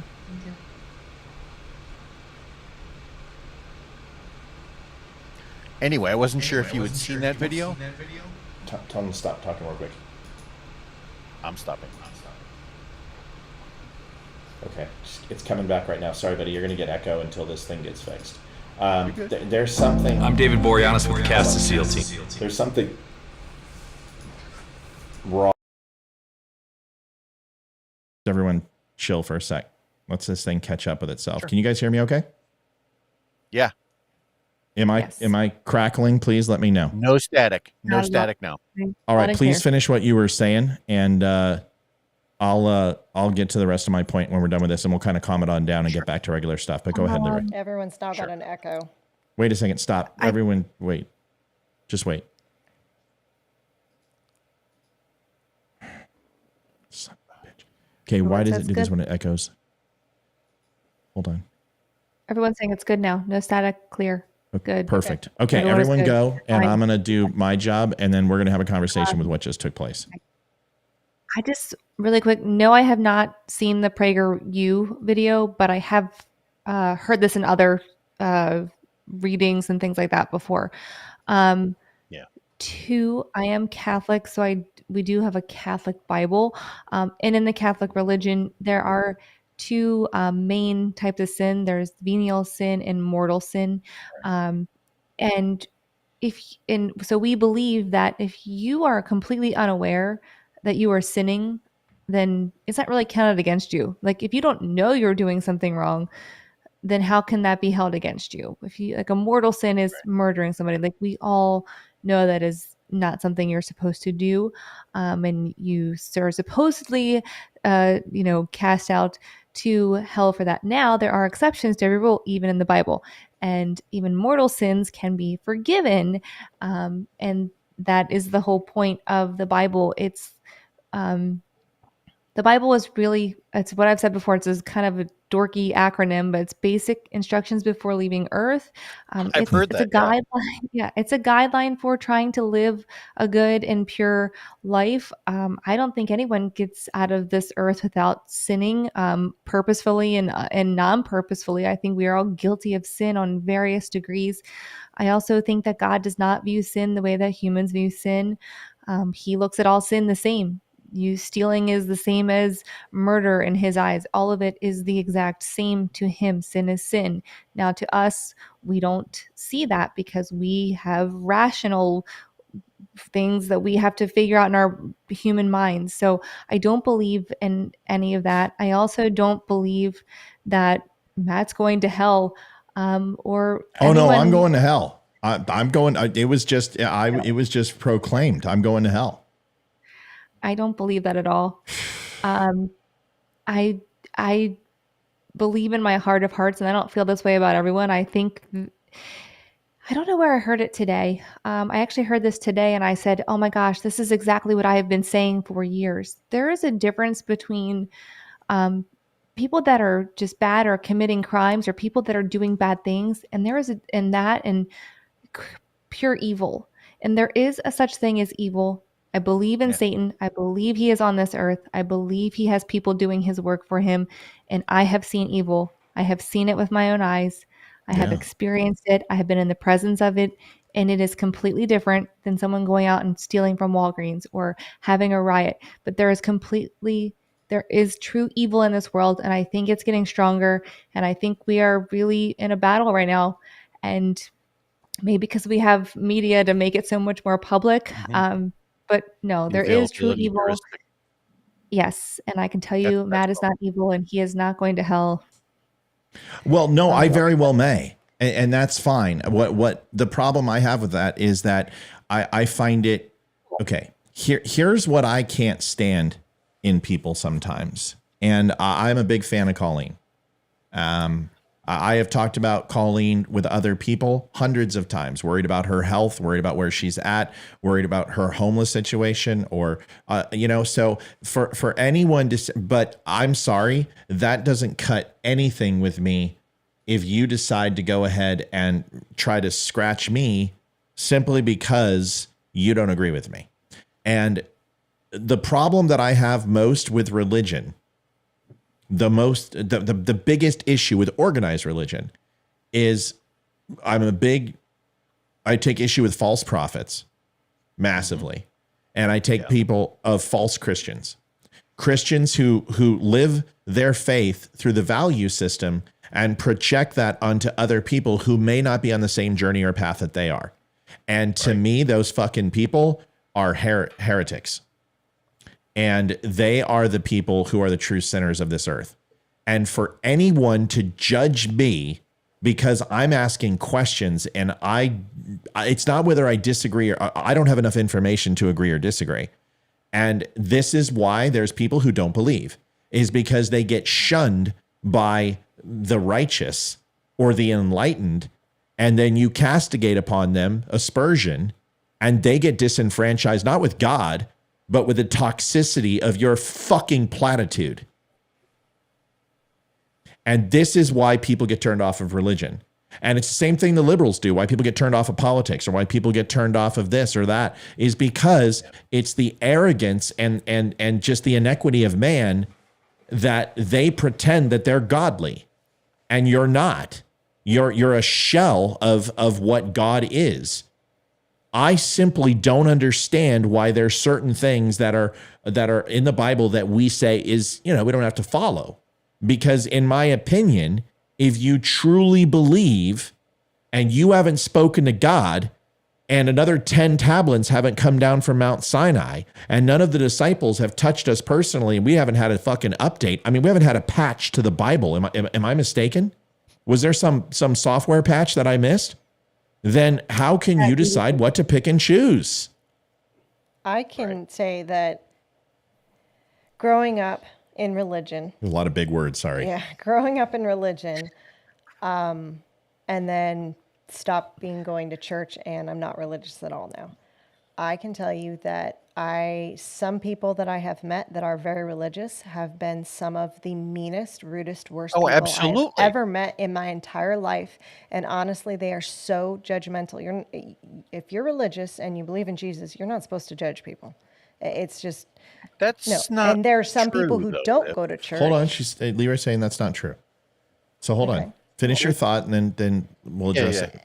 And some people that don't go to church, don't believe in God, are some of the kindest, nicest people I have ever met in my entire life. And that's one of the reasons that turned me off from religion, was seeing all these people that are religious and that are just completely rude. So why do you disagree, Leroy? Well, I mean, there's plenty of biblical verses that actually talk about judge your neighbor justly, or don't. What was some of the other ones? There was one that said, don't show favoritism to the poor and as opposed to the rich, something along those lines. The Bible does talk about judging people, justly. But I think, and I think I understand what she's saying. What the Bible kind of infers is that you shouldn't judge people unless you're perfect yourself, right? So, all right. So if that's the case, I love you, Haiti. Good night. So if that's the case, and so we can put a bow on this, because this is not what I wanted to get into tonight. What we're saying is that you can decide which portions of the Bible you want to follow. If there is a moral question, that it's not necessarily that you have to follow.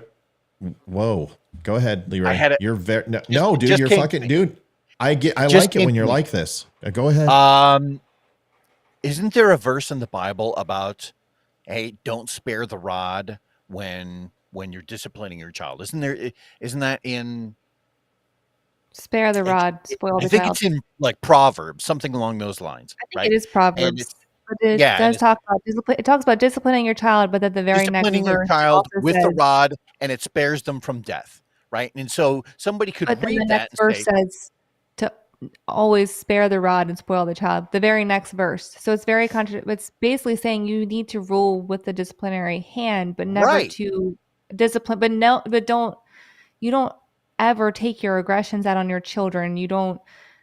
You're never supposed to, it's basically saying, take a step back before you beat your child and take a breath and think, is this the right punishment for my kid? You don't beat your kids, basically. So let me get this straight. The Old Testament is just completely scratched.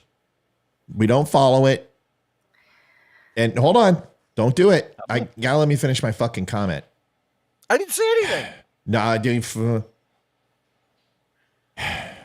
I'm trying. You know what? I'm trying hard, Jules. I love that reference. Trying real hard to be the shepherd. Before I put a cap in your ass. Put a busted cap in. Gaston, coffee. Bitch, shut the fuck up. Say what again, motherfucker? Say what again one more time. We could go off on that all night. We're not going to do it. We're not going to do it. You shut your I know. face. If we want to hear you talk, I will shove my arm up your ass and work your mouth like a puppet. Yes, I love it. All right, so here's That the man thing. is a gift from God, I swear. I want to make sure I understand this. The Old Testament is scrapped. It's gone. It's gone. Throw it away.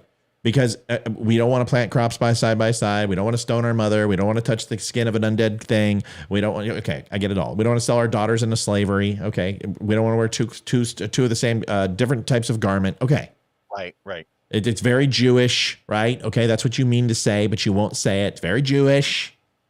So we're going to kind of just shed that part of the Bible. Okay, that's fine. You get to throw that away. Fine, I'll give you that. You get to throw it away. Then why the fuck do you have so many problems against homosexuality? You mean the church? I mean everyone who believes in God. Because isn't that from the Old Testament? I don't have anything. I don't know which part it's in. I haven't actually read the Bible. Wait a in about second. year. You're not going to tell me that. Okay, Leroy, you're not naive. You're not a naive person. I'm not talking about you. You're going to tell me that Christianity, Catholicism, everything else that condemns that homosexuality is an abomination, right? I would agree that that's what the Bible says. And you don't believe that most people who are religious believe that? I don't know. I have no statistical data on that. Have you had conversations with religious people, Ethan? Or Leroy? Not too many. Not as of late. Okay. All right. Come on. Can somebody be real here? Is anyone going to stand up and be real? Am I the only person who's going to be honest? I am being real, and I will say this, that as society has changed, specifically in the last 30 years, I can see a huge shift towards favoritism, towards letting gay people be. And that's what I mean. Yeah. They play that game of live and let live, hate the sin. Oh, no. You've interrupted me plenty tonight. You've interrupted me too. So it's my turn. They say hate the sin, not the sinner. Okay, we all know what that fucking means. Just like I'll pray for you, Leroy. I'll pray for you. We know what it means, dude. And Paul, don't you ever not call in. Call in right now. Yeah. You're like, are you going to piss me off? No, you're not. Just don't say I'm going to go burn in hell forever, especially in front of my children, And before Paul calls in, I want to say this. I think the Old Testament is extremely important. I do. I think it sets up a lot of Thanks, Thomas. the way we live our life today. I think it's a lot of horrible atrocities that happen, but I think there was a lot of good that came out of the Old Testament as well. It does talk about a lot of things in the Bible that are accepted nowadays, and I wouldn't use the word abomination. However, I do not agree with the homosexual lifestyle. However, I don't dislike anyone who's homosexual or have a problem with the way that they choose to live their life, because it's not for me to fucking be in their bedroom and judge their life and rule them. But I like my friends that are gay. I don't really care. What part of the Bible says that? I like my gay friends. No, that you can't, that you just let them do whatever they want in their bedroom and don't judge them. But it doesn't, right? But you're not supposed to judge others, and judgment is for God. I mean, is that not right? Or is Leroy right here? Folks, listen, I don't care what we talk about on this show. It doesn't matter. This is our topic tonight, because we will stop everything, because this is more important than what fucking Janet Reno did. Okay. I just don't care. I would rather have this conversation, because I believe this is creating more conversation amongst the group. So Paul, please call in. All right. And when the Bible talks about giving you carte blanche to judge your fellow neighbor, it's also setting it up before it says that you need to be clean of all sin. You have to have the purest heart You have to be the closest you can possibly be to God and Jesus, and there is nothing between you. And that's the only way you'll be given the right to judge anyone. Basically, you're going to be God, but you're not, and you'll never be God. So it's saying you can judge people when you're fucking God. It doesn't say fucking. I'm just saying. That's why No, the we're Bible all- reads a lot of Which things. verse is It's that? saying, yeah, you have People the don't know who permission. Janet Reno is. Sorry, how do you not know who you guys are? You guys believe in you believe in politics. You listen to politics. How do you not know who Janet Reno is? I don't know who Janet Reno Attorney is. General under Bill Clinton. Come on, people. Yeah, I was like 12 when he got elected. Whatever. I'm talking about all the people in here. Like, who the fuck's Janet Reno? I'm like, who's Janet Reno? It's one Google. All right. So let me make sure. All right. So okay. Can I ask a question? A real question. Here it is. And Paul, I don't know why you're not calling. So here's my question. Do people think that I'm trying to push people's buttons on purpose about this? No, No. I don't think that at all. Okay, good. 'Cause I'm having conversation. I am trying to uncover things so I can understand. Okay? That's it. And I think there's other people who feel like me. I think there's confused people. If you read the Bible and aren't confused, then you're not reading it. Or you're at least not trying to comprehend it. Because there are a lot of confusing parts. I mean, Leroy just, my God, he pointed out a couple. But we can go to mustard seed of faith. We can go to turn the other cheek, an eye for an eye. There's a lot of things you can look at the Bible and say, I have questions. Right. But what I really want to talk about and put a bow on this so we can get to some other things, and Leroy's going, son of a bitch, this is why Democrats don't call in. But No. Can someone please explain to me how anyone, okay. Leroy, do you have fears that you'll go to hell? Yeah. Me too. Of course I do. I think too. that's a reasonable, the way I was raised was that, there is a confusing level about the Bible, of Cody fear says. there's a level of fear that you're supposed to bring when you try to conceptualize God and whether or not you're going to be worthy of entry into the kingdom of heaven, right? Right. And Cody goes, what's confusing about it? I think he was being facetious. I don't know, man. It's hard to fucking tell tonight. Someone just told me I'm going to hell and goes, oh, I was only half serious. Then it's like, no, I'm kidding. You know what? I would, the reason, okay, does anyone want to know why I fucking went off? Because you backpedaled. You didn't have the balls to say, yeah, I think you're going to go to hell. I really fucking do. And have the guts to say it and then explain to me why I would so you could save my soul. If you think the soul is the most important thing on the planet and you think your religion is the most beautiful thing and needs to be shared with everyone you know, how could you possibly be so selfish to not share it? How could you be so selfish not to tell me what I need to know so I don't burn in hell forever? How could you possibly do that to another person? I don't understand that. So when you backpedal and say, oh, I'm only half kidding, or I didn't get to explain it, or what, to me, that's weakness. And you put me in a state of humility and almost fear of like, fuck, man, why? What did I do? What did I do that I'm going to burn in hell forever? And then to sit here and say, oh, I was kidding. That's, it reminds me of this. The best one I give you is Anger Management with Adam Sandler and Jack Nicholson. And they're in the apartment, right? And he's doing his hair follicle I thing. said right? over easy. Right. Oh, that's good, dude. That was really well done. That was a very good Jack Nicholson. So anyway, he comes in there and he's like, your mother, yeah, she's buddy, she's not, well, what's wrong with my mother? It's like, well, just, you might want to get up there and take a look at some. Guess I will. And Adam Sandler's trying to get out of Anger Management, and he pretty much insinuates that his mother had her elective surgery went wrong, and he needs to get up there. And then once he's like, oh my God, my mom, he's like, I was just kidding. And he's like, oh, a joke. And then of course he gets back on tenfold. Some things just aren't. You can't handle the truth. Some things just aren't funny. And you know what? I'm a human being. And you know what? I'm more than capable of saying that I lead by emotion sometime. And this one is very, very serious to me because I think everyone has their doubts I think Leroy and I have quite a few doubts because some of the things that we've experienced and done. And for y'all to say that, it's pretty fucked up. It's pretty. There's a couple things you don't say to a vet. You don't say to a vet the following: have you ever killed anyone? You don't fucking ever say those words to a veteran, number one. And trust me, Leroy and I have both been asked that question several times. I promise you, and I don't even know. I've never asked Leroy, but I guarantee it's been asked of us. And the second thing that you don't do is you don't go ahead and go, do you think you're going to go to hell for the things you did in the military? Those are probably the two fucking things you should never ask or say.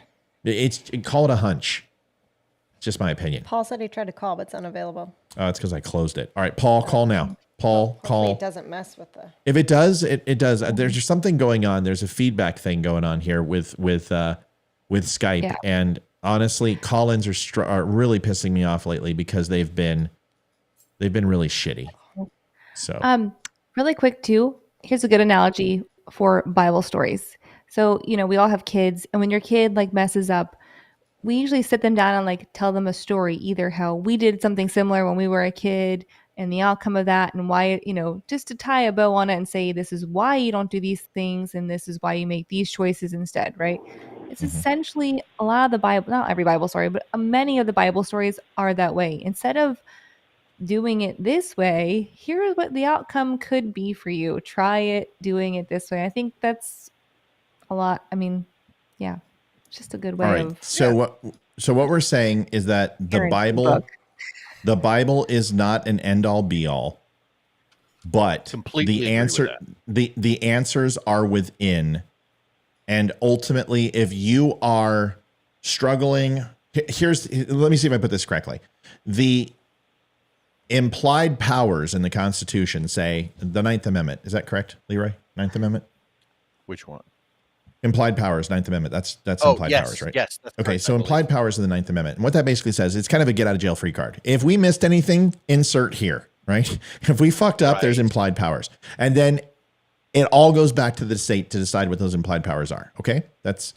So the Bible is this. If you are confused and it's not in the Bible, pray on it.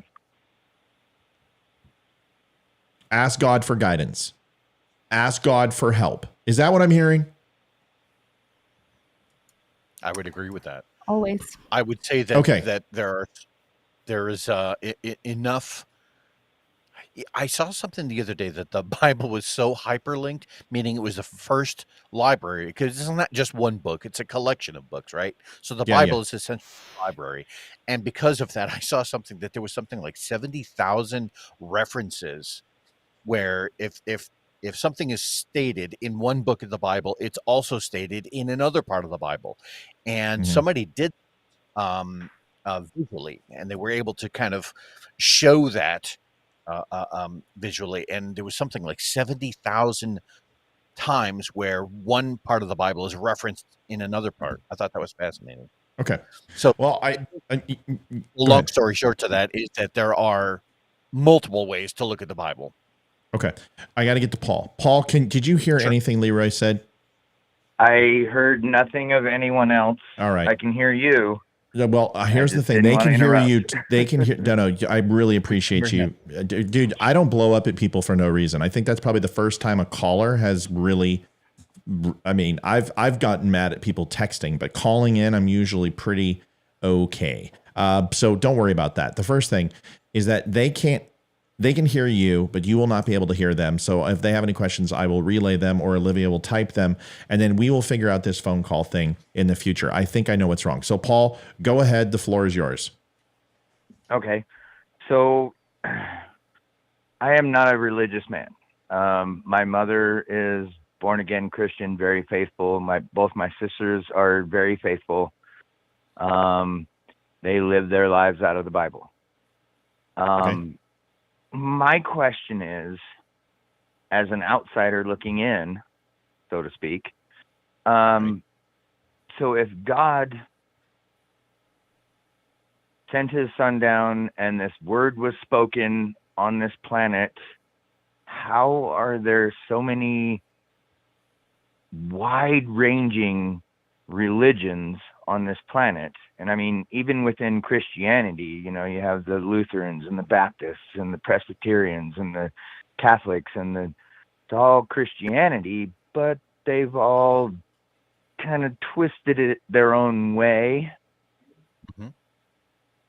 And so that's kind of where I'm at with organized religion, I guess. I mean, I do believe in a higher power. I do believe that at some point in time in my life, there was somebody looking out for me, which is why I'm still upright. Mm-hmm. But that's my whole thing with the Bible and the Quran and all the other books that are out there in this world. If God and Jesus spoke these words to mankind, then how are all these different religions possible? Paul, the best thing. Okay, someone ban Cody because I can't stand this fucking ostentatious douchebag, whoever he is. Go fuck yourself. You're such a little bitch, Cody. You know what? Oh, go hit the books, Junior. You know what? We're sorry that you fucking know everything, Cody, except for carnal knowledge. Maybe you can fucking pay someone someday, you twat waffle. All right, so that fucking guy's gone. Like, I needed to ban any YouTube followers. I don't have any YouTube followers. Thanks a lot, Cody. What a dick. All right. So, Paul, here's the thing. And by the way, that's what I sound like every time you go off like that. Which way? I'm just chuckling. Chuckling. Oh no, it's okay, buddy. Listen, I'm a teddy bear.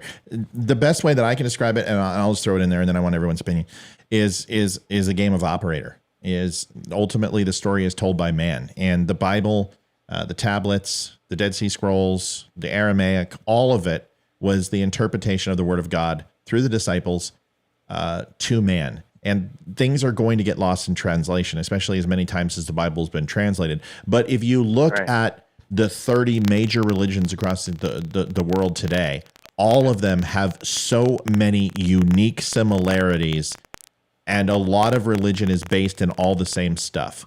It's very, resurrection, son of some god, names are different, those type of things. Was punished for their beliefs. So ultimately, the basis of the religion was conveyed, but the finer details were obviously translated based upon the times, the languages, and the people who told the story. Amy, am I wrong? Leroy, am I wrong? What did I miss? Livia, anybody else? Yeah, basically that's right. Everyone, yes, the Bible started, thousands of years ago, right? So it's all an interpretation. Some people, exactly what we are saying here, some people will pick and choose the parts that they want to follow. Then they developed a religion around those parts of the Bible, or that was like the most important thing in their mind. So that was the religion kind of that, subdivided off. Okay, Paul, here's the deal. I love you, buddy, but I got to cut you off because I'm going staticky. So it's Skype. I got to go. I'm going to get this fixed, and I want you to come back. Will you do that for me? Of course. Bubba, I appreciate you. Thanks so much for calling in. I'm going to let you go. Yep. Thank you. All right. Bye. So here, we're going to put this to bed. Am I still breaking up now? Give it a second until this clears. Okay, hold on a second. It is. All right. You guys talk amongst yourself. I'll be back in 1 minute, and then we'll finish this up. Let me just say this. I saw a really interesting. This is something that I've hashed over a lot. These are deep subjects that some people will never fully understand this. Right up until the day they peace out. Oh, I can hear myself in my headphones now. But that being said, I saw a really interesting video with Neil deGrasse Tyson where he talked about science, and he talked about comparing that to religion, almost like it was a ratio. And something that he said that I felt was really interesting was that at one point religion was meant to explain everything. But as science continued to grow, just tell me paraphrase. Less and less questions became more. Good. See ya. Sorry. That the body of knowledge in science kind of shrunk the body of religion, and I always thought that was something that was interesting. That is interesting. I've not heard that before, but that I could.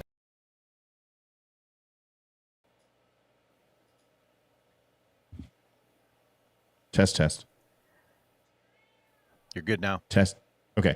All right. So listen, I'm gonna put Go ahead, Amy. Last thing. Go ahead. That was it. No, it was just I never heard that before, but it makes sense. The correlation. I get that. I don't know. So I want to address one thing.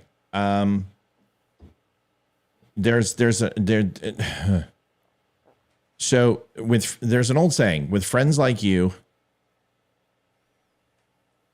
What is it again? With friends like you, who needs enemies? Enemas. Enemas or anemones, which was a fishing and a polyp and a mollusk joke, but a notion joke. But I don't have it for you. If you have been watching me for 3 years and listening to the show, listening to Leroy, listening to Amy, listening to Olivia, my kids, everything else, going through the trials and tribulations that I've shared with you, and you make a comment as serious as this is, that you're going to hell, in my eyes, it's like calling a black person the N-word. It's like, it's calling, I don't know what else to say. It's just, it's an atrocity. I just don't think you understand the weight of it, of how serious you're condemning someone to hell for the rest of their lives, and their soul will be in eternity in hell. It blows me away how you could ever say that to a human being. So when you tell me you're done and you're not going to watch my show anymore, fucking good. I am so happy that I will never, ever have to disappoint you so much that you will condemn me to hell for the rest of my soul's existence. Thank you. Thank you for relieving me of that burden, because fuck you. I have said this before. Some of the people I love the most, and I just would walk in fucking fire for them, have left this show because they have decided to move into the realm of host and guest to somebody who is extremely purposeful about trying to hurt me or the people I care about. And I'm just letting you know, no amount of t-shirt purchases, no amount of conversation, nothing will ever allow me to accept that from you ever. So if you're one of those people that think that you're making deposits in my account, that you can walk up and foreclose on my ass and that I'm going to be okay on it, you've got the wrong fucking guy, because I'm not for sale. Leroy's not for sale. Amy's not for sale. And I hate to say it, the 4 people on the screen right now, I will choose over anyone in chat. Anyone. None of you will ever get in between the 4 people on this screen and this show. It just won't happen.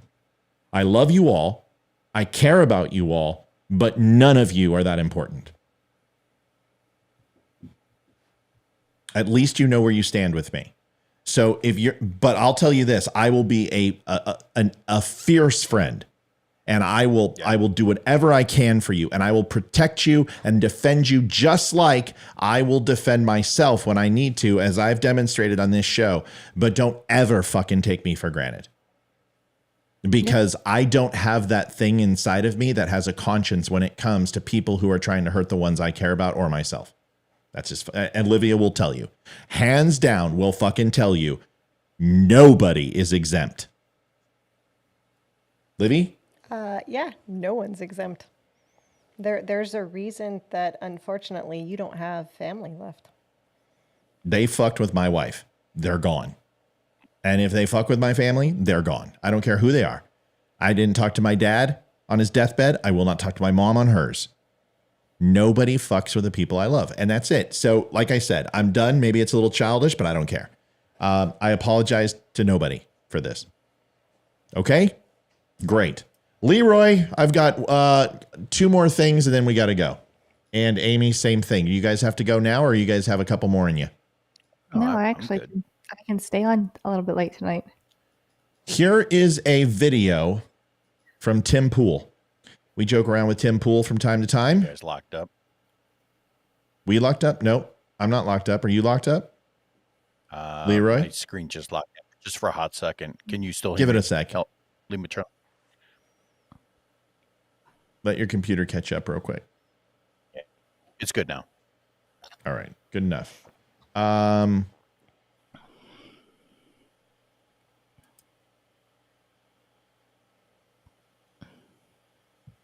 Danny says, did she say, Matt, you are going to hell? You just had a PTSD moment. I understand your feelings, kinda. It's always learning or teaching moment until you know. I don't think you're qualified to say I had a PTS moment because, first of all, it's not a disorder. Second of all, I don't have PTS. Third of all, I can get mad at anything I want. So, yes, that's exactly what she said. Matt, you're going to hell. Yeah, there was no smiley face or JK or blah, blah, blah. And then came on and said it. Do you want me to tell you why I said what I said? I was half joking, by the way. Then it came out to I was full joking. So, yeah, I don't have a problem losing 2 people tonight. So keep it up. Shit, we'll just fucking go through the whole chat. I'm cool. Let's play that game. Let's play that fucking game. I mean, hell, self-deprecation. I guess that's what it's all about. Go ahead, Leroy. You know, I'll say this, dummies. For every, what do we got on 120ish? Yeah.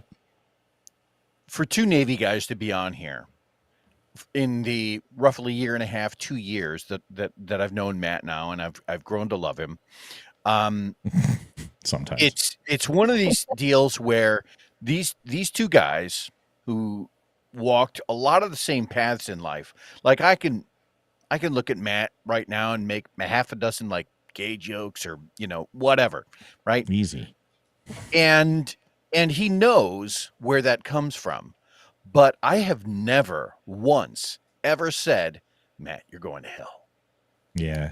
Because because I know that takes it to another level of seriousness that is just something you don't cross. I've never said it to him, and he's never said it to me.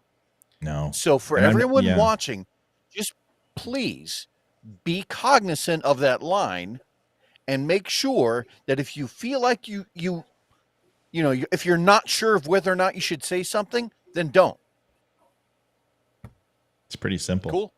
Yeah. Listen, it's not like you got to walk on eggshells, because there's been about 5 users in my time that I've went off on who went hard. Chav's one of them. There was an old Hispanic lady who tried to get everyone to leave and never come back, and then another one, I don't remember her name. And then there was who's the one I still like a lot? Who's the one guy who bought all that stuff from me? Oh, I don't remember his name. Oh, I remember him. Just call him Sensi Guy. No, not Sensi Guy. No, there was him. The one who made the wooden things for you. No. That was Steve. No, Steve and I still talk. No, Troy was the Minnesota fan, and I didn't go off on Troy. Oh my God, he was on the show plenty of times. Somebody will know. Come on, guys, help me out. Hold on. Where's the Seth? Seth. That's Seth bought like $200 worth of shit, and then he wanted to link some voter fraud shit, by the way, which got thrown out of court. Like I said it was, but I whatever, fine. And it got thrown out of court. And then he bought some stuff, and he's like, what about this? And I said, dude, I'm done with the election. I'm not fucking talking about it. I'm not talking about this anymore tonight. I'm done. And it was such a benign thing because he'd been on the show live plenty of times, and then he got pissed. And he's like, fuck you, fine. I give you my money, and then you just you cut and run. And I'm like, whoa, dude, I don't know you to run your topics. You have been on this show. You've been live. I set the topics. If you have something, you do it like everyone else. You send me an email and I'll throw it into the show. Otherwise, no. I'm the end all be all on what gets covered here. And that's just the way it works. And if you don't like it, I don't care. Would you go into a Target and drop $200 in Target and then expect them to make their inventory list and they only order and sell what you want? Right. It doesn't make any sense. You don't own the channel. It's not yours. You haven't put your blood, sweat, tears, and money to making this channel. And just because you come on and either send us a present or give us a gift or make us something or buy some product. We appreciate it. We do. Love it. But it doesn't Thank you. mean you have an opinion on what happens in the show. No, not even. No, you don't get to go ahead and say whatever the fuck you want without consequence. That's what it means. If you want to call and say something. Yeah. You can call and say anything. Just get ready to be held responsible for what you say. Like if she would have called and said, Matt, I'm sorry. That was fucked up. Shouldn't have said it. That's not what I meant. I would have been like, okay, oh fuck. Thank you so much because I love you and I care about you. And I can't fucking believe that you would say that. Thank you for not saying that. And you know what? I'm sorry I reacted the way I did. That's not what you said. You want to get in a shouting match and you want to fucking get abrasive and you want to go and tell me your point. And no, fuck you. Not going to work. No, you're wrong. See, that's the thing my mom did. When you're wrong, you better be right. That's it. Because if you're not going to win this conversation. Mary Lou, that's correct. Barbara, Margaret, Chavo, and Jefferson. I think that's pretty close. I think it was like 5 people. Seth. Seth was 5. And that's pretty accurate. And I think that's about right with the people who I cared about and basically said, go fucking pound sand. What's up, Amy? I just don't remember who Margaret is. Is that bad? I know Mary Lou. Not Margaret, Barbara. No, but there's a Margaret in there. And I'm like, who's Margaret? I don't know who a Margaret is. I don't even know who Margaret is. I don't know. I don't know who those people are. Somebody important, but I've never known a Margaret. Yeah. So anyway, all right. So listen, let's watch this Tim Pool video. Now we've got it all out of our system. If Colleen wants to go ahead and sober up and come back, great. If not, I don't give a fuck. I really don't care. Honestly, I don't care. By the way, I'm on the same screen with Tim Pool. He's underneath you. Isn't that hot? By the way, Colleen, I did get an answer back, but I guess you didn't want it from the VA and the doctors. But, whatever. It only took me fucking 60 days to get any response back. But, I don't care. Here it is. Carl says, how many got banned? I didn't ban Mary Lou. I didn't ban Seth. Seth still pops in the channel once in a while. I did not ban Barbara. In fact, I specifically told the mods, don't ban her. Oh, no, I finally did ban her because she went after Amy, and I said, fuck that. Chav, I ban every single time because he has dropped the N-bomb. He has dropped homosexual reference. Oh, Chris is the other guy. Chris. Yeah, I banned Chris because I was told specifically by somebody who's a host here to ban him. That was not my choice. I don't ban people. I ban trolls. But most of the time, the listeners who I give them maybe a 24-hour ban to cool off, and I tell them, hey, I'm going to ban you for 24 hours. And we need to cool off and get you out of the chat. But I don't like banning people. About that? Yeah, and I'll tell you really quick. Out of 160,000 people following me, my ban list is about 970. I'm still under 1,000. And that's all the people that come in and call people Nazis or Trump tards or who are spamming love calls like, please call Dr. Bazulu at blah, blah, blah, or please send me an invite. I span about 20 of those a day. And I ban several of them. Yeah, I'm only at 970. I don't fucking ban people. Why? Why would I? Unless you've earned it. Go ahead, Leroy. I was just going to say with regard to him, folks, Matt is 1,000% correct. And I'm very much the same way. If I have gone so far as to cut people out of my life because of the drama that they try to drag into my life, or they use disparaging language intentionally. Now, it's one thing if again, Matt and I are screwing around and he calls me a name, or there's an obvious tone there, there's a relationship there. But when somebody uses absolutely hateful language, right, I won't deal with it. And no, me neither. I've literally cut out family members from my life just because I don't want to deal with it. Yeah. So if I'll do that to family, everyone's on the table. And remember, it's not about banning Nazi guy. Okay. Nazi guy was never a viewer, and he had he said he was Jewish and he was wearing an iron cross, and I saw it under his shirt, and I called it. I said, what the fuck are you wearing under your shirt? And he pulled it out, and he was trying to, tell me this anti-Semitic shit. And I said, wait a second. Whoa, you're Jewish. That guy he's a flash in the pants. He's just like my stalker. There was one other guy, and he was from Florida, and I really like him. And he's been on the show several times, and he was openly gay, was a Republican. I remember him. Yeah, and he was on medication, and he kept telling me and my viewers that being on opiates was okay, and he'll be on the rest of his life, and that's just the way it. And I was like, wait a second, stop. You're talking to a recovering addict. I'm not going to let you get away with that. You're addicted to this stuff, whether you know it or not. I know how the shit works, and you say you're not, and you are, and it's going to kill you. And he's really fucking pissed. And I think it was not Steve. I don't remember his name, but I really like him, and I still do. And maybe it was David. I don't remember because there's too many people. Yeah, too many people in my life. Correct. He didn't get banned. I don't ban people. Now, the guy now let me explain something. If you insult a viewer and you call them stupid or you drop a racial slur, he called Paul stupid and called him dumb and was belittling him. And you're not going to, I don't want you on my channel.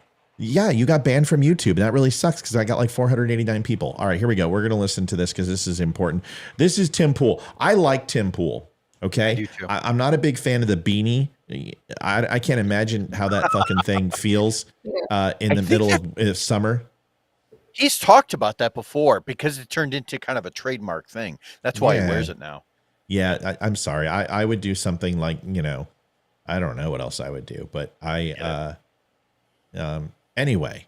So I like Tim Pool. I really do. I think he's I don't think he's milquetoast. I think he's straight up and he has no problem. What I admire about him, let me tell you what I admire and I'll tell you what I don't admire. I like that he has his viewpoint and he sticks to his guns. I love that he got Kanye to walk off. Good. You know what? I'm the same way. I don't, if God came in to do an interview and he just decided to walk, I mean, are you fucking walking out? Are you kidding me? Yeah, okay, bye. Whatever. This is going to get me more clicks anyway. So see ya. But right.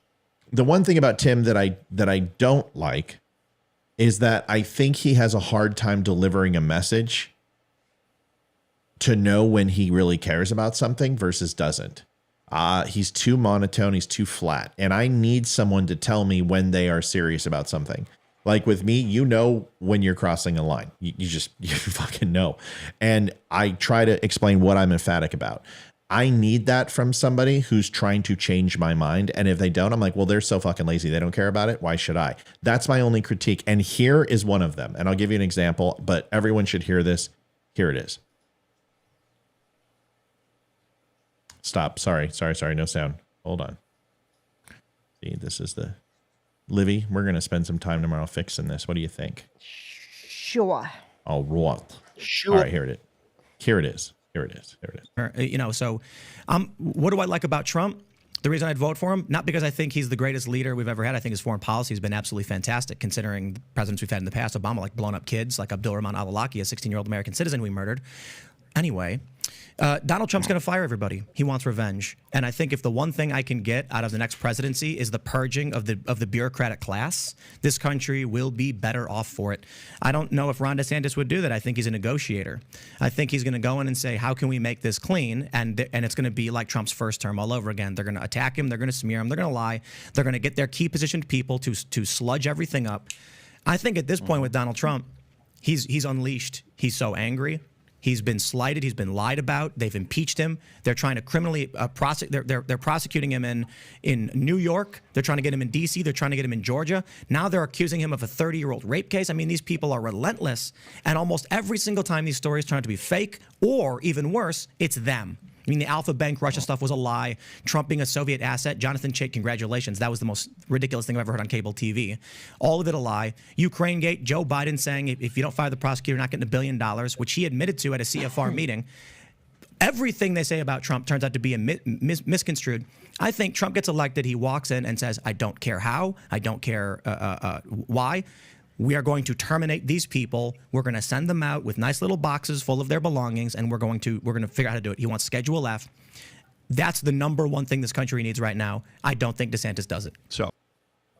Okay. It's a good point. So it's a fantastic point, and it's so perfectly articulated, and that's what I love about Tim Pool. He does a fantastic job of that. And that was about as much emotion as you see from him. So you're not quite sure if that was.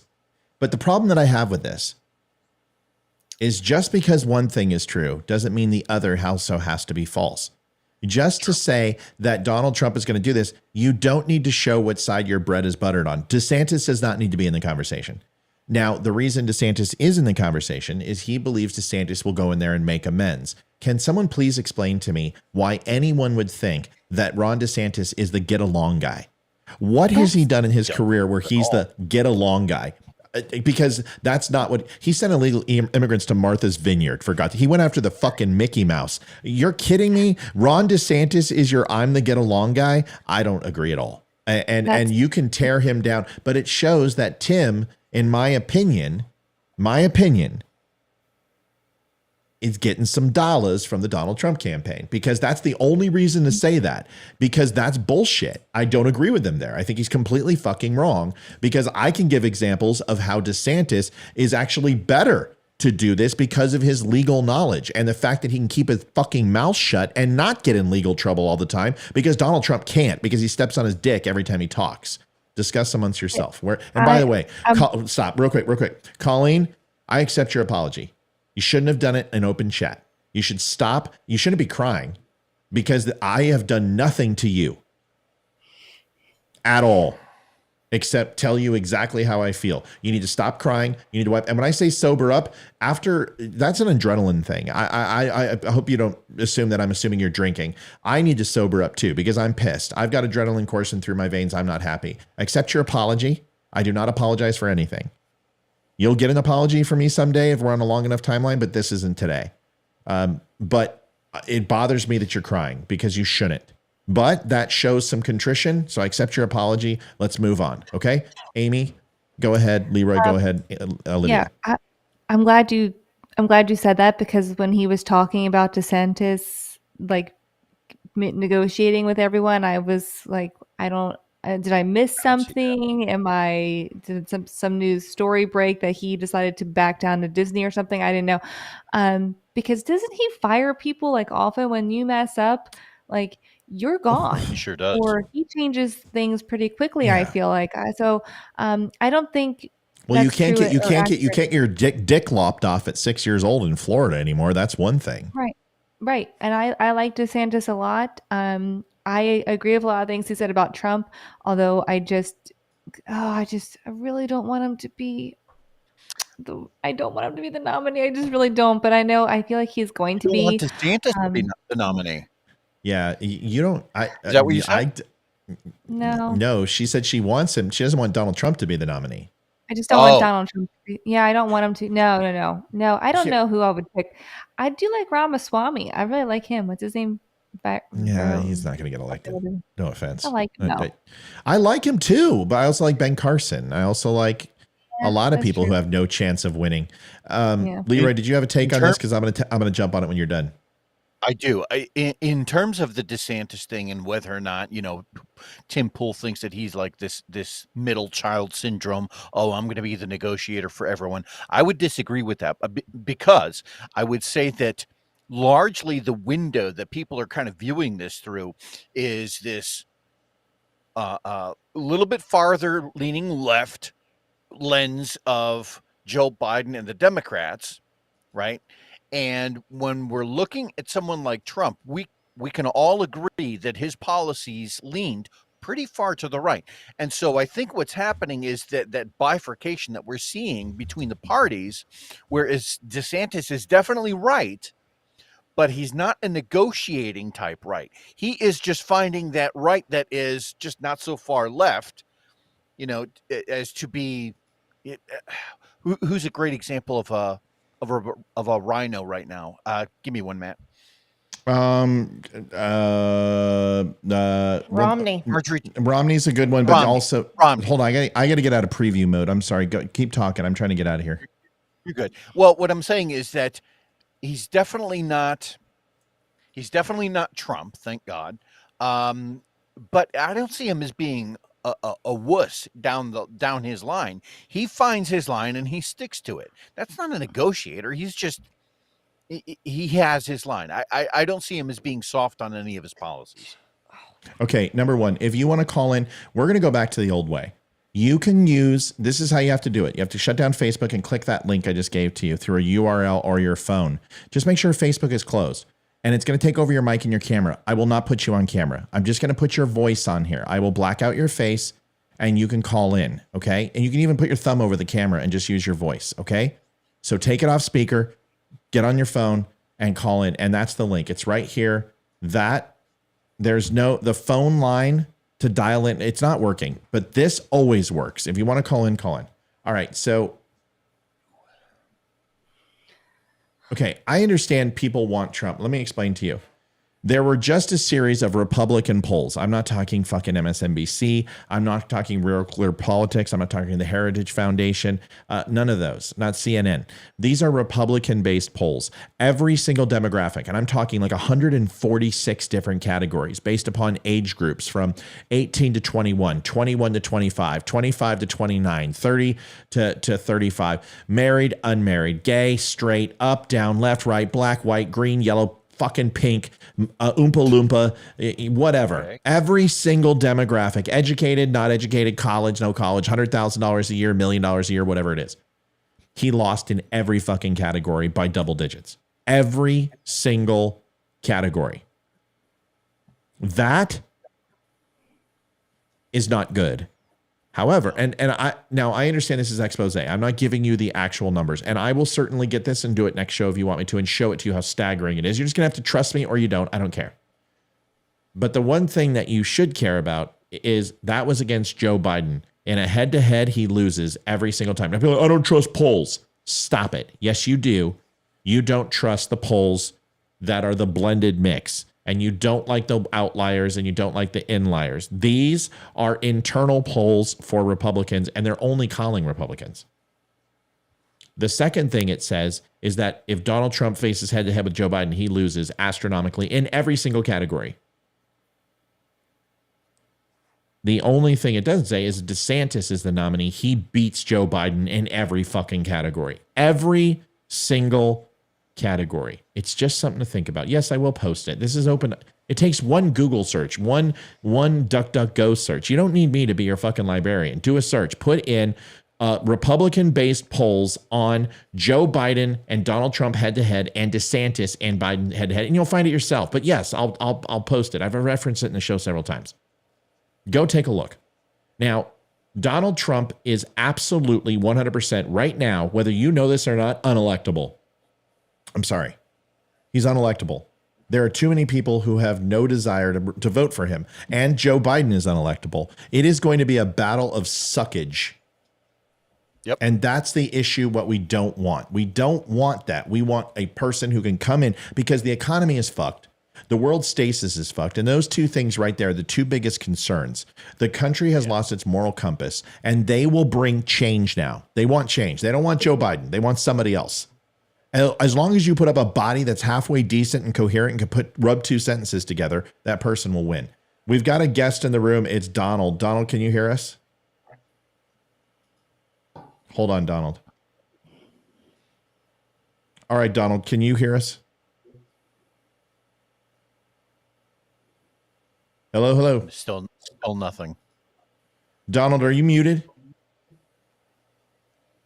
Donald, do it one more time. I want you to leave and I want you to come back. Call me one more time. We'll get you back in here, okay? Yes, the country was doing great. Okay, listen, people. This is the most important thing that you don't understand. Just because I tell you the truth, it doesn't mean that I don't think that Trump did a good job. That's not what I said. I'm giving you the numbers. I'm giving you where we are now. Yes, he did a good job. I didn't say. Donald, can you hear us? Yeah, can you hear me? I can hear you, man. Go ahead. Give me your thoughts. First of all, where are you from? Oh, I'm from Ohio. Okay, man. Well, so's Leroy. Welcome to the show. What can we do for you? Hey, what part of Ohio? Dayton. Leroy, what? Can you hear him? Yeah, Dayton. Okay. Oh, cool. I'm in Columbus. I go to Ohio State.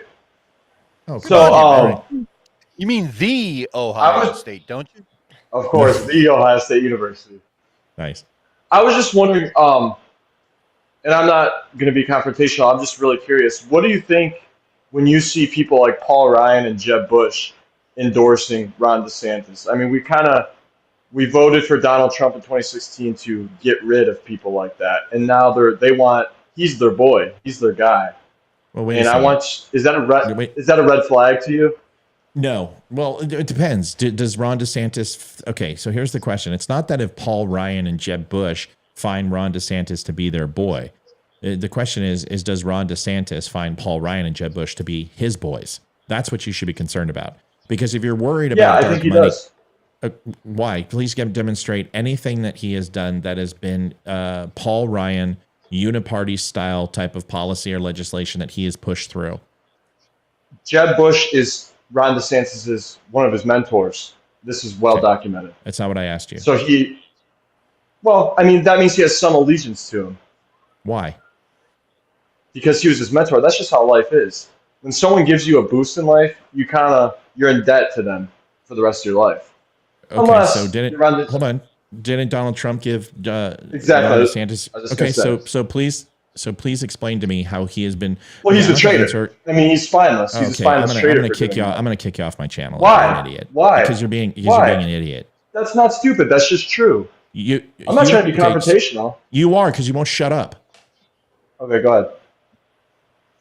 So if you're not going to let me talk and you just want to hear yourself talk, you can do that, and I'll just shut the fuck up and let you talk. But you got to let me answer. But you won't let me. Ron DeSantis, you cannot show me any legislation that has been in line with Paul Ryan or Jeb Bush or any type of monies that he has taken and he has pushed through policies for either of them. You can't show me that. But if you're going to go ahead and say that his mentor is Jeb Bush, and because he has influence or Jeb Bush has given him influence, then you also have to include Donald Trump too, which is supposedly the person who got him elected, which I agree that Donald Trump absolutely helped Ron DeSantis' campaign, but he did nothing for the results that we've seen in Florida, especially going all red. And 26 of the heavily red areas out of the 29 voting areas inside in those counties in Florida for the first time ever have gone red, had nothing to do with Donald Trump and everything to do with Ron DeSantis, because the rest of the country fell completely flat for Donald Trump. But Ron DeSantis has demonstrated the utmost loyalty to Donald Trump. Please show me how he has not. When DeSantis was asked if he was going to run, he said, "We'll see." That's in that situation, that's not what he said. You're not going to say mistruths in the maybe show. That not was word not his for quote. word. Okay, Maybe well not word for word, then but if you're going to that's quote very a close. human being on this show, you're going to get it right. I mean, all you got to do is look up the quote. I mean, I don't remember off the top of my head. Everyone knows this. I mean, everyone saw what he said. No one. He said he's going to have to look into it. He did. No, that's all not that what he matters. said. That's not what he said. He said, this is what you want to know what he said? Here it is. You ready? I'll tell you. Because unlike some people, I'm actually going to quote people properly. And I'm going to paraphrase slightly because I might have a few prepositions off in the sentence. But what he said was, I'm not thinking about that right now. I just won the election in Florida. That is what he said. Yeah, that's not a definitive answer. You give a definitive. It is a very definitive answer, and you would. What answer did you want him to say? Fuck no, I will never run for president. What happens when the RNC walks up and taps on his shoulder, and Donald Trump's numbers, like they are right now, are showing that he's not electable, and the RNC did not endorse him, and he doesn't win the primaries because ultimately he gets what? A felony? Maybe he did one of these fucking things stick that they keep throwing at him. Maybe he has a heart attack. Then what? You never do that as a politician. You're upset because he played politics better than Donald Trump, and that pisses you off. Well, he didn't because he's going to get crushed in the primaries. You don't know that. You don't know. I'm not saying he will or won't, but that has nothing to do with your prediction based upon his disloyalty to Trump, because he hasn't been disloyal to Trump. He hasn't even announced he's running, dude. Well, he released a book, and that's a good sign you're going to run. I mean, that's usually what people do. Do I know you from somewhere before? You sound really familiar. You sound like that guy that called. Yeah, I fucking remember you. And we made up, and we were on very good terms. But you're still in the same fucking headspace. I'm not. I was actually pretty not anti-Trump, but I wasn't on his side last time we spoke. I was kind of shilling for Kanye, but he kind of dropped the ball. So really? Didn't I call that? Leroy, Amy, do you have some comments for Donald, who's not Donald, by the way? Sure. I would just simply say that just because someone is pro-Trump or pro-DeSantis or not pro-Trump or not pro-DeSantis, that doesn't necessarily mean that they are truly opposed to those people. It just means that they are. It's not unlike the voting standards, right? Sometimes when especially in the last election, it's not that people were voting for Joe Biden. It's just that they were voting against Trump. And I think we even have that within the party. and I think there can be some conflation of the two, even amongst the Republicans. So let me ask you a question. Even when all the political pressure was coming down and Ron DeSantis had no reason to do this, after he was called to sanctimonious, after he belittled him, after he pissed on him, after he said, I made him, and he wasn't disloyal in any way, shape, or form. And then the buck came down. And fucking Bragg put out the arrest warrant for Donald Trump, went way over hit the fucking ability that a New York prosecutor would ever have by going after a president. After he turned it down in 2017 and said there was no there. After federal and state prosecutors across the country had all turned it down in some of the most blue districts, Ron DeSantis would not extradite Donald Trump and stood there and said, not a fucking chance. He didn't say, oh, Donald Trump talks bad about me, but I'm going to go ahead and be loyal to him to score political points with your fray. What he did was say, absolutely fucking not. I'm not doing it. I will not extradite. I will not do this. It is absolutely unjust. And this is a political hit job on Donald Trump. What the fuck do you mean he's disloyal? Can I respond to that? Yeah, that's why I want you here. Do you remember his quote when he was first asked about that? He said, the people of Florida have more important things to worry about. Yeah, maybe that's true. That's not what he said. Why do you keep misquoting him? He said that first when he was first asked. Then he was asked again when he knew Trump was going to turn himself in. That's not what he said. So there's no. You keep there's misquoting no him. This is why you have a problem with me, and this is why I continually. No offense, brother, and Kevin, Fred, fucking Joseph, whatever your name is that you don't quote him properly. It's not what he said. You know what he said? Do you want to know what he said, or do you not care? He said, "I'm not getting involved." Dude, I just quoted what he said and I was right. And now you want me to quote him? You haven't even heard the quote. How do you know? He was asked twice. He was asked twice when it first was the first time he did. He said, "I'm not getting involved in the political." And he said, "There's way more important." Yeah, there are more important things. He's the governor of Florida, dude. It is a political sideshow, and he didn't say that about Trump. He said the shit that's going on, dude. Here's the thing: you don't like DeSantis because you believe that the money that he gets are from Jews. That's your problem. That's not true. Yes, it is. Yes, it is. This is what you used to say too: is the Jews are fucking conspiring. You're a soy. They love Trump too. They love Trump too. So, well, why wouldn't they? Agreed. Why wouldn't they? He loves Israel. Why would anyone not like Trump? You said you didn't like. Listen, bro. This we've done this before. It just degrades the conversation. You just accused me of anti-Semitism. I didn't even say. No, I didn't. You want to go back on our previous live shows and listen to what you've said about Jews and all the different voices and the attitudes that you did, even when you called in like a redneck. Dude, do you think I don't know who you are? Do you think that you were good for ratings for about 2 minutes? Well, Jews love Trump too. I mean, you bringing it up has nothing to do with it. I think they love Trump more than they might like DeSantis. I mean, DeSantis signs anti-free speech laws and all that. That's not what Florida's numbers say. That's not what Florida's numbers say. That's fine. That's fine. There's plenty of governors that get good numbers, and they completely collapse in the Republican primaries. Name one. Well, a good one is he wasn't governor, but he was mayor, and he was really popular. Was Rudy Giuliani? You didn't say that. You didn't say mayor. You said governor. Well, I just gave a good example. How about Governor Mike Huckabee? Do you consider Mike Huckabee? Did he fall apart? I like him. He just. I mean, he won a ton of states. Do you think Mike Pence fell apart? Mike Huckabee won a lot of states in the primary. He just no shit. So I'm asking you, why do you keep saying they fell apart? Republicans who are successful as governors do very. Okay, all right. We're just talking on two different planes. I appreciate you. Do you still listen to the show, or because I haven't seen you in a while? Well, I think you got banned from YouTube or something, so I didn't know where to. I'm not on Facebook or anything. I did get banned from YouTube. They got me because I played 2 Donald Trump rallies and they banned me. I liked our last part of our conversations, and I thought you were actually one of the kindest out of all the guys. So I'm not trying to hit you. I just don't understand why you keep misquoting DeSantis. I just don't understand why you keep misquoting him. He just rubs me the wrong way. I just don't like him. But tell me why. What is it? Is it because he's a bootlicker? Is that what you think he is because he spent time in the military? Not at all. What is it? Well, he barely spent time in the military. He didn't really see any action. Dude, there's just something about him that. Wait a second. What do you mean? How many deployments has he had? Hold on. He was just pushing paper. Dude, he was a fucking JAG lawyer for the SEAL teams. Are you fucking kidding me? Do you know what that means? It means he probably didn't see much combat. That's not important. There's just something. He's got a fucking Medal of Valor. What the fuck are you talking about, yo?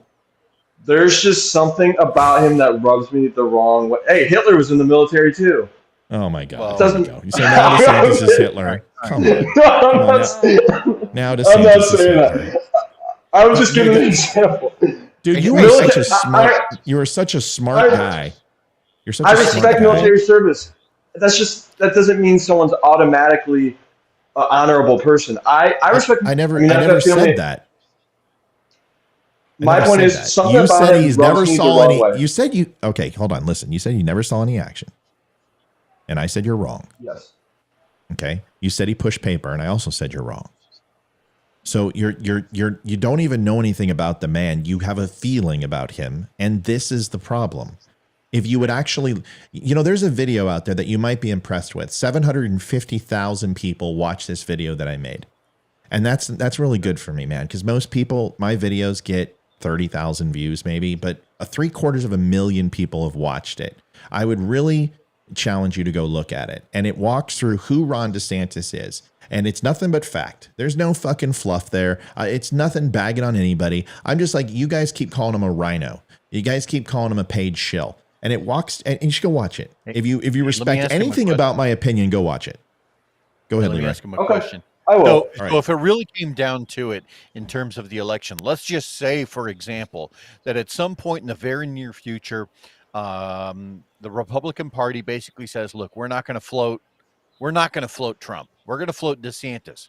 Who would you vote for then in terms of the next presidential election?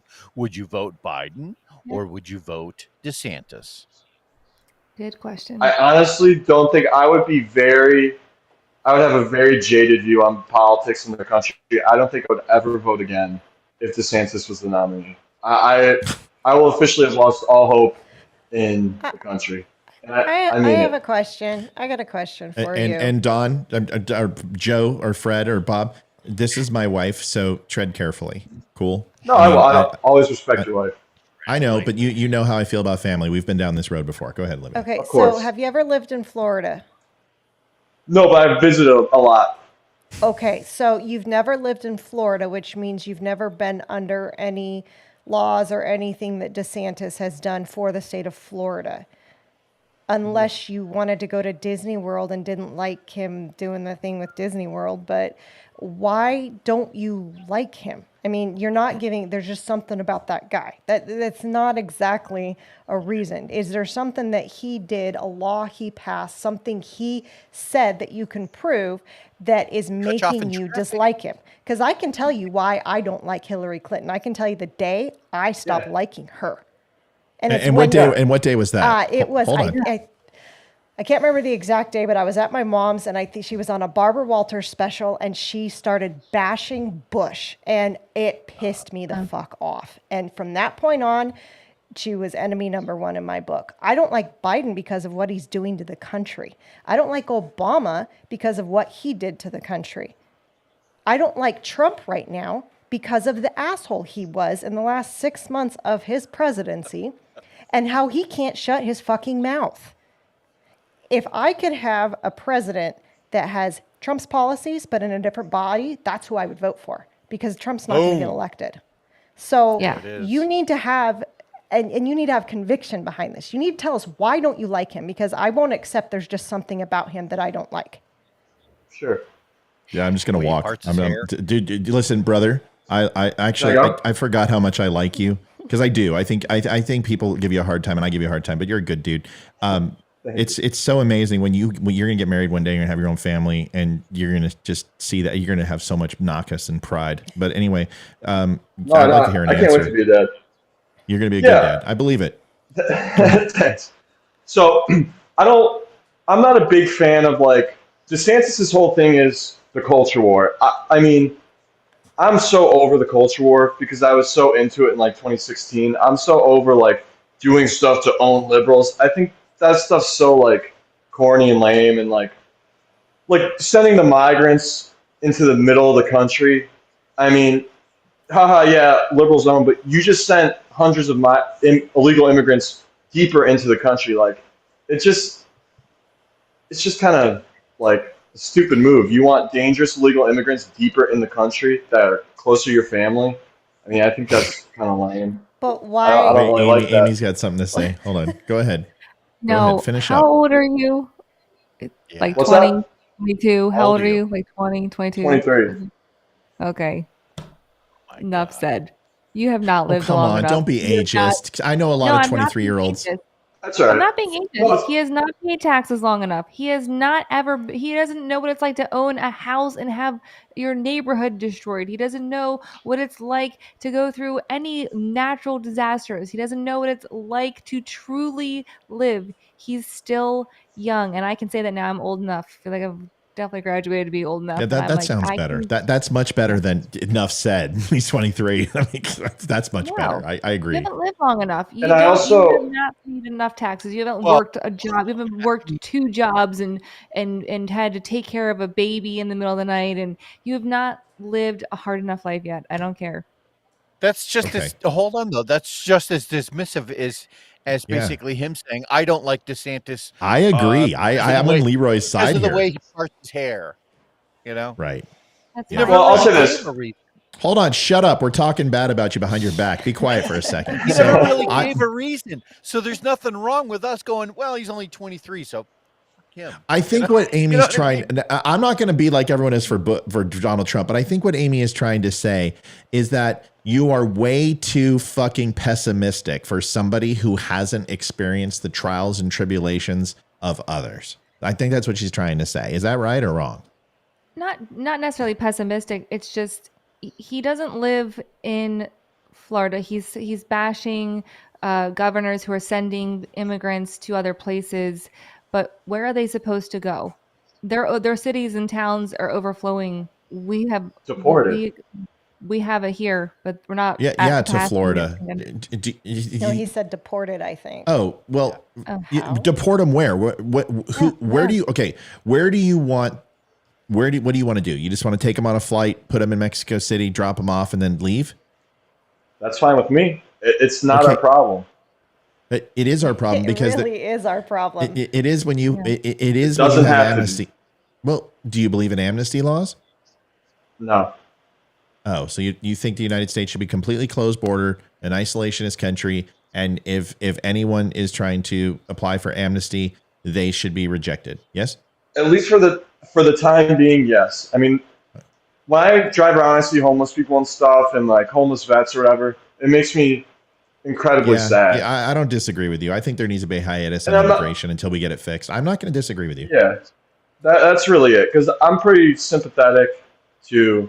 I mean, obviously, like my great grandparents are immigrants and stuff, so I don't have like too of a hard stance on it. But I just think the people of America should come first, no matter what, and that's that.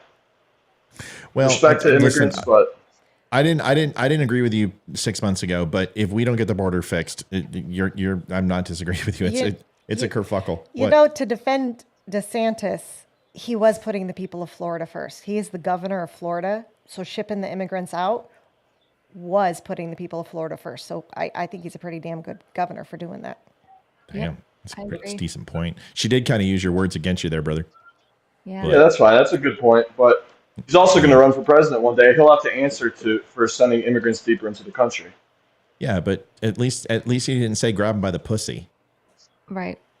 You know, because that's really all people. You're right. People care about the culture war, and ultimately, listen, they're gonna tear apart DeSantis just like they did Trump. Nobody is gonna get through this clean. The Democratic machine is ridiculous, and I completely vehemently disagree with you. We need to be. This isn't a culture war anymore, bro. I truly believe this is an effort in good and evil. I believe that they are trying to break down every major institution in the United States. They've already got the colleges. Okay, they've already got fucking the media. They've already got radio. They've already got TV. They've already got print. Now they're going after the military. And this is why they're bringing this into the military. This is why they're bringing in a softer, kinder, gentler, more equity-based military. They have transgenders working for the fucking Navy. They've got rainbow-spotted fucking commercials about my two mothers. And I don't mind that but here's the thing. The one institution in this United States is the military, and it is a factory for breeding Republicans. African-American Republicans, Latino and Hispanic Mexican Republicans, and white Republicans. And if they can go ahead and take over the military, we will never have fucking Republican Party in this United States again. And I don't Yeah. believe that they're the answer, but I do believe they are a part of the equation to our country and our republic. We need both parties, unfortunately. The problem is money in politics, term limits. These things are all fucking stirring the pot in the swamp. But brother, I'm telling you, if they get a hold of the military like they're doing and somebody doesn't clean it up, we are fucked. And we will never, ever win another presidential election or a state race again if this continues. That should scare the shit out of you. Go ahead, I have Amy. a question. I agree. Do you think if they infiltrate, I didn't mean to really use that word, but if they start taking over the military as much as we feel like they are, do you think that that'll be the demise of our whole society, like our country? Like, No, that'll I kind of- think unfettered access creates totalitarianism and tyrannical rule. Leroy and I'm going to shut up and let him talk. But I believe that if you go ahead and do not have a power and a counterbalance to the Democratic Party or the Republican Party, at least in a checks and balances standpoint, like our Constitution states, like our form of government states, you will have unfettered power and unfettered access. No checks and balances. If that happens, you will have tyrannical rule and you will have a fascist government in the United States. Yes, because I believe democracies and republics can turn into fascism like that because it fucking has in every other example across world history. Republics have all failed. Democracies have all failed. There has never been a success except for the United States. And if you take out checks and balances in the Constitution and the power of the people, it will fail. Leroy, add on that? Yeah, absolutely.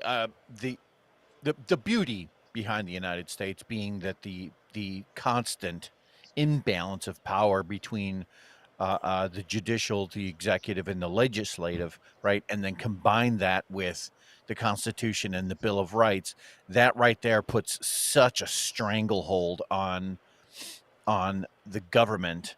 But to Matt's point, whenever there's a single party rule, which is kind of what we had for the first 2 years of this administration, we can see how fast that progression was starting to occur. We could see the arguments from the AOCs and the Ilhan Omars about taxes and about, changing certain policies, and there were no roadblocks. There was not enough going on.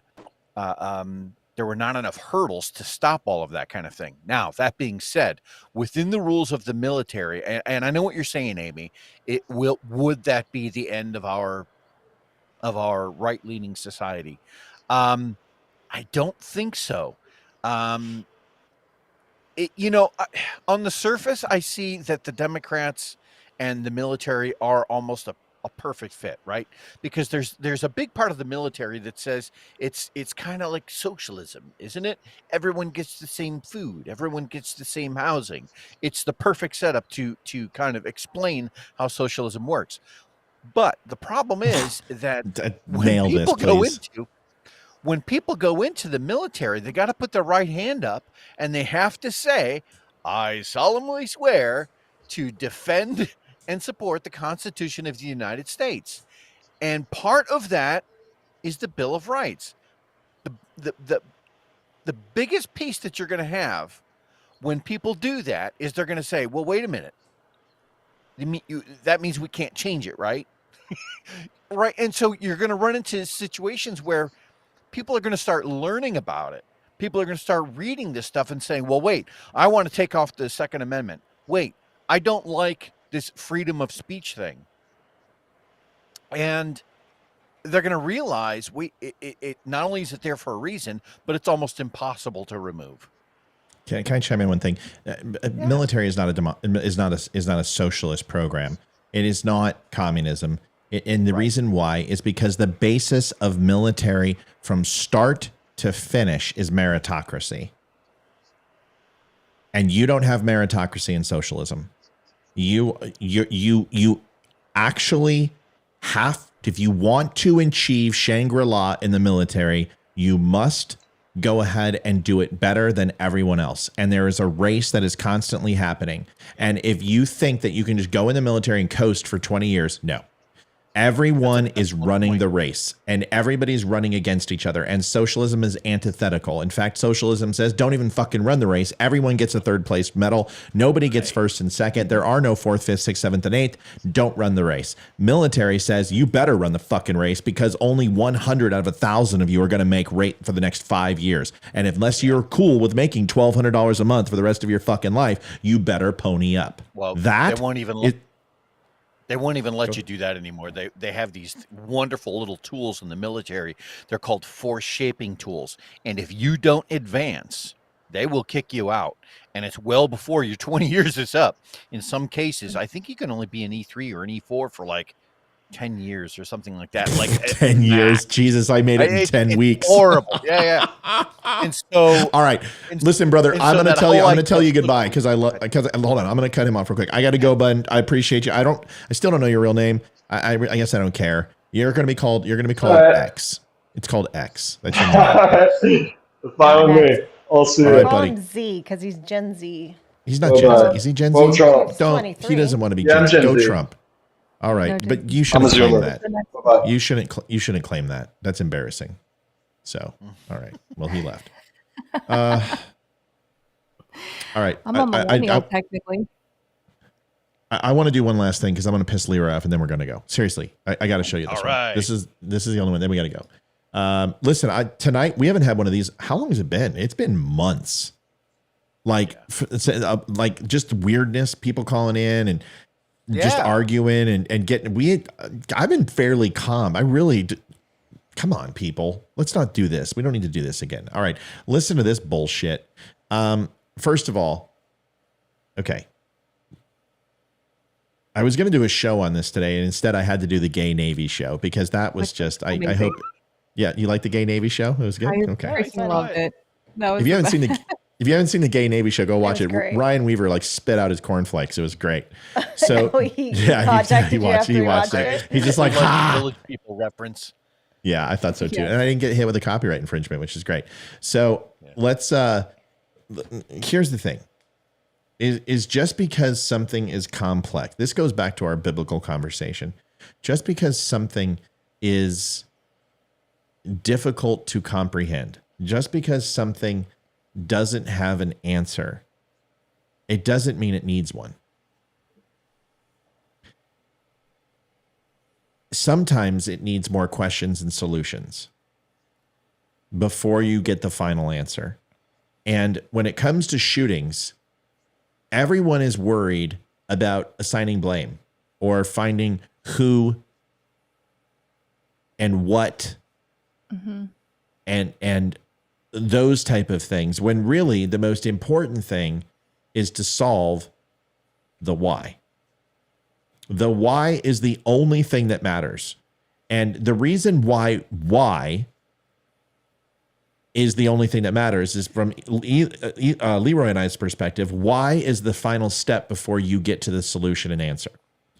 And that's in any situation. You want to know why a troop movement happened? There it is. You want to know why a troop movement happened? Let's go find out the who, what, when, where, et cetera, et cetera.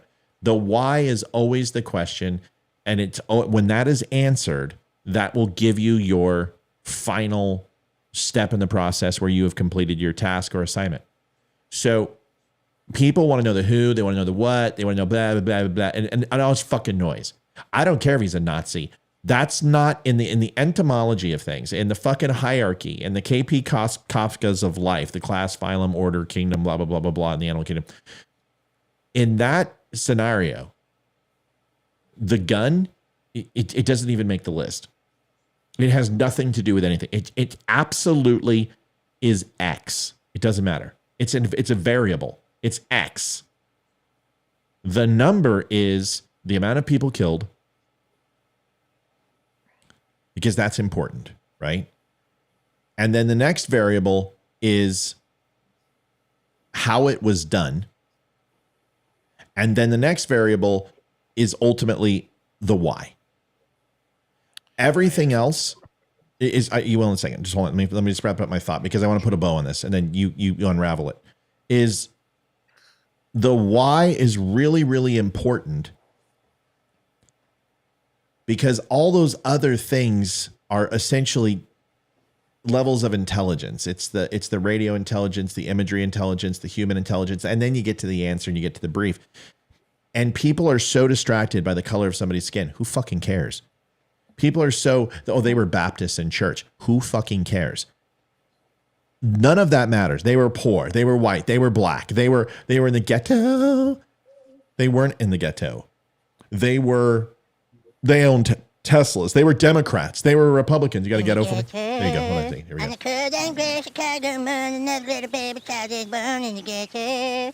go. So all of those things matter not. It doesn't. I don't care if it was a trans person. I don't care if it was, because here's the thing you need to fucking know. Every single race, color, and creed has done a mass shooting. So it doesn't fucking matter. So any argument you make, well, wait a second, there's more Muslims who do it than fucking Christians, or they're gay. It doesn't fucking matter. None of that matters. Throw it all away. The only thing that matters is to get to the why. And the why comes down to this, and it's simple.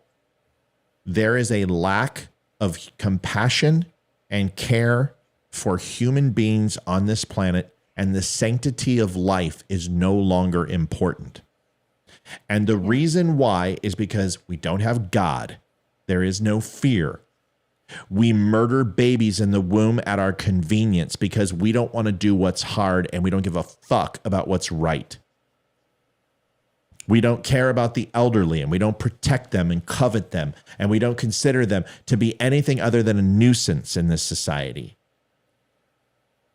There are so many things when it comes to the life and caring about the people next to us, to the left, to the right, to the neighbor that is now gone. When they used to knock on the door, we would invite them in and call it company. Don't you remember? We'd bring them in and sit them down and we would celebrate and kids would get excited. Now we fucking pull out guns and we don't answer the door because we don't want to deal with people in a face-to-face world.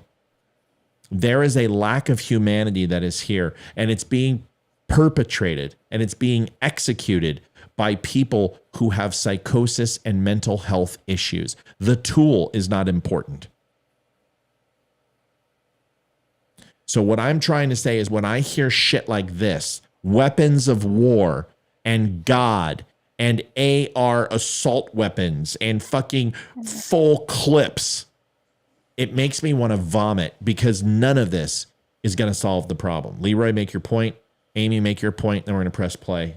And then I was just going to say that when you were talking about the intelligence reports, that on the front of every intel report, every white paper, sometimes they write these things called white papers, there's something called a bluff statement. A bluff statement is what's known as a bottom line up front, right? And that answers the why to the paper. Literally every intelligence paper that is like second or third phase type intel has that bluff statement. Every paper answers the why, and they'll do it right up front in the middle of the page. That's it. I just want to throw that out there. Well, and you want to know why? Here's the why to the why. Yes, why? It's because a 4-star fucking admiral who's reading a brief does not want to read 75 stacks of briefs, and he wants to go in there and go, okay, now I know.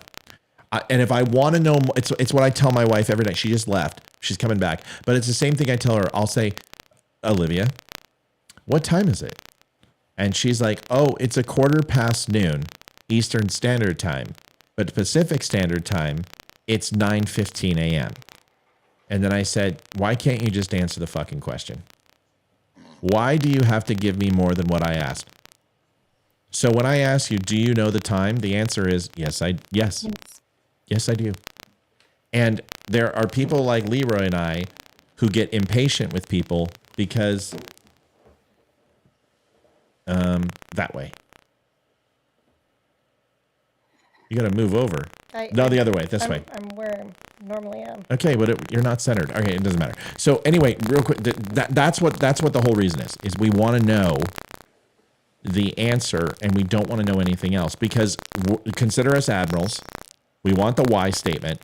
And then if we have any other questions, we'll ask. And sometimes in some situations, like today, real quick, we had one of my neighbors who came off the bus with Hayden. They got off early because the stepfather was threatening to kill the daughter and the mom. So Hayden grabbed her and put her here because she knew I would protect her. So I did. And man, it was like OPSEC here in the house. Fucking racked rounds. I fucking ran a perimeter sweep. I started. I didn't know if this grandmother was going to flip and say, "Oh yeah, she's over at Hayden's house or whatever." So I fucking turned my house into a castle. Stop. And then we You've went. got static. A lot of people are saying you've got static all of a sudden. Get the cat out of here. It's not the cat. No, it's not the cat. Do I have static, Leroy? Amy? Static on your mic. Yes. Yes. All right. Anyway, I don't know what's going on. I got to figure it out. But the point is, I'll reset while you guys talk. And then the whole point is this, is that there are times where limited amount of information is better than too much. This is the thing about shooting. We got to get down to the simple common denominator. This is about mental health. And yes, guns are also, it's a multifaceted situation. We've got to figure out how to keep it out of their hands. But right now, addressing mental health and getting these people off the street is number one. I am going to reset and call it. Let me play this video, and then we'll go from there, and I'll see if I can fix this. There's a lot of things. And you guys can talk about it. And I'll Disagree reset. on. Gun safety legislation isn't one of them, Claire. You know, it's interesting. One of my grandchildren had his first communion over the weekend, and I listened to the homily at that service, and I was reminded about what a peaceful man Jesus was. And I listened to that elected representative, and they always want to say, oh, well, let's not make it political after there's a slaughter of innocents. But this is in its essence political. And I will tell you this, I believe very firmly that Jesus would be shocked at what our country is allowing to happen. There is no way that he would embrace everyone walking around with weapons of war. And that's not true. We haven't mentioned this yet, but on that man who slaughtered those people, on his clothing that day was a patch that said RWDS, and that stands for Right Wing Death Squad. And you know who else wears those patches? Proud Boys. And you know who told the Proud Boys to stand back and stand by? In energizing them in a way that they never dreamed possible by the President of the United States. This is political, and this issue deserves to be the most important issue on the ballot going forward. Channel that anger, channel that grief, channel it in a way that we can say to governors like we have in Missouri and Texas that we do want something different than the slaughter of innocents on the streets of America. We are now famous for it. Texas may be the most famous, but there's a lot of states that are going to be coming up right up behind them because this is going to keep going on until we do something. Wow. Luke 22:36. I'm resetting. You guys talk. Sure. Go ahead. I mean, there's so much wrong with what she has said. We've talked about, I feel like the conversations that we're having tonight, we've already had 100 times. And I mean, this one we've already had in the inner cities.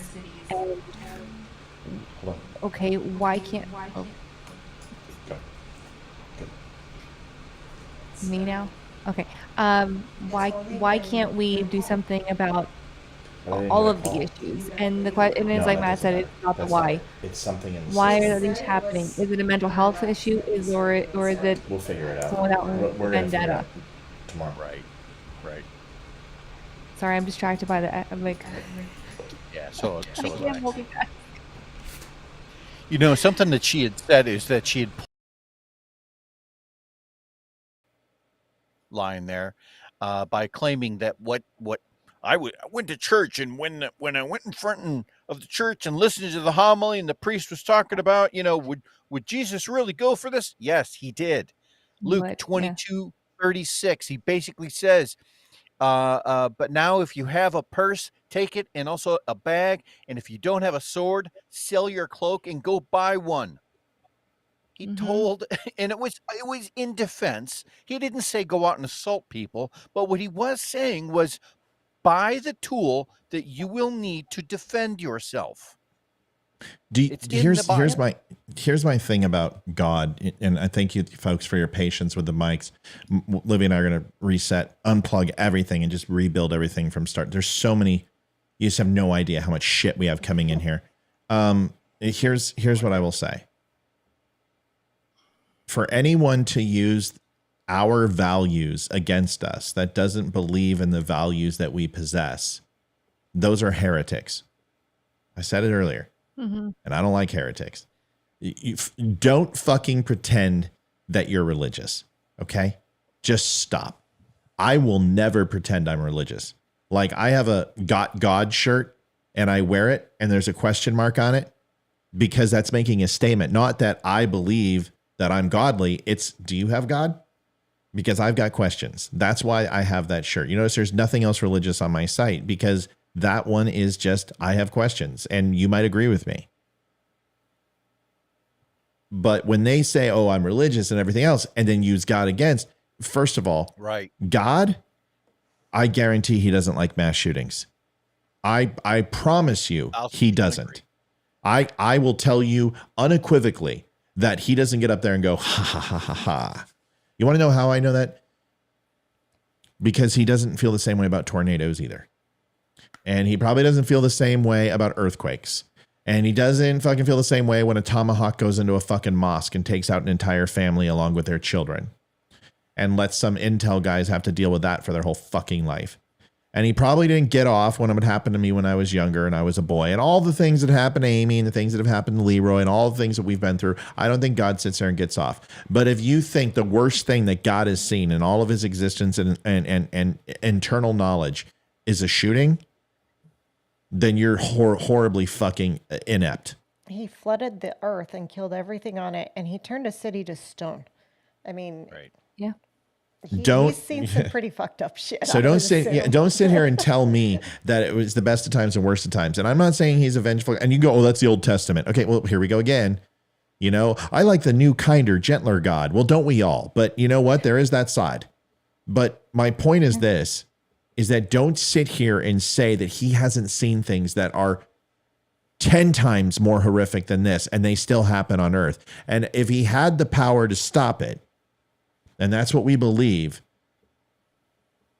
I guess he could. And the only time that he can do that is by making that decision, and the end of times comes, and then we ultimately judgment day, and then that happens. That's what it says.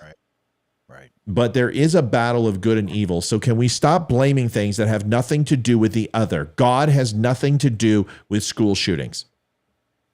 And if you think God has something to do with school shootings, then we have a hell of a lot more to worry about than school shootings, because that person who we have been devoting our life to is a real big jerk with a fucking magnifying glass, and we're in an ant farm.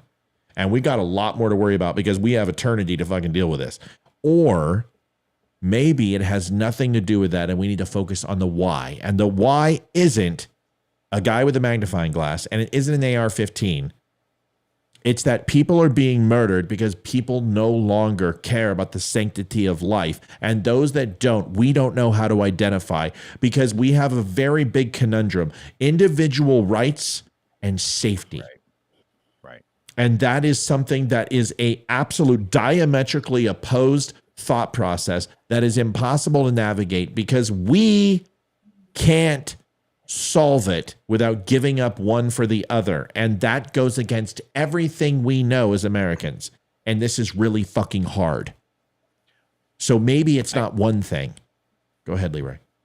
I need to make a point too, because I've heard this probably 20 times today, ever since that shooting last week in Texas, because God, the media just loves to point out the fact that, oh, the dude used an AR. Okay, fine. But I need everyone to understand this, because I've heard this 1,000 times, and it is so bothering me. I have heard the argument that the Second Amendment was intended to protect them for militias, right? That the Second Amendment is intended to allow for militias, but not necessarily individual use.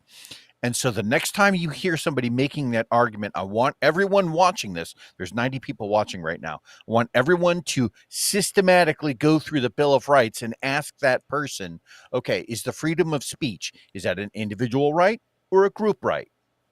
Okay. The freedom to keep yourself from being forced to house soldiers, is that an individual right or is it a group right? Work your way through that list, because each and every time they will admit that those are individual rights. Okay, so is the Second Amendment. You just listed off and acknowledged that every item on that list in the Bill of Rights, the first 10 amendments, are individual rights. The Second Amendment is not any different. I just wanted to point that out. Sorry. All right, I'm going to give Leroy his last word. Amy, go ahead. No, that was a good point. And I will say I don't think God is for everyone. I know that sounds very counterintuitive as someone who is Catholic and I'm supposed to bring people closer to God, but I do believe in evil, and I just don't think that everyone can be saved. I just don't believe that. And I think we do need more God in like schools, and I think kids need that foundation. That's all. So I will say that. But I think some adults, I do feel like there are some lost causes out there. I don't know. Yeah. Real quick before this, do we believe that if we take away every gun in the United States and melt them down,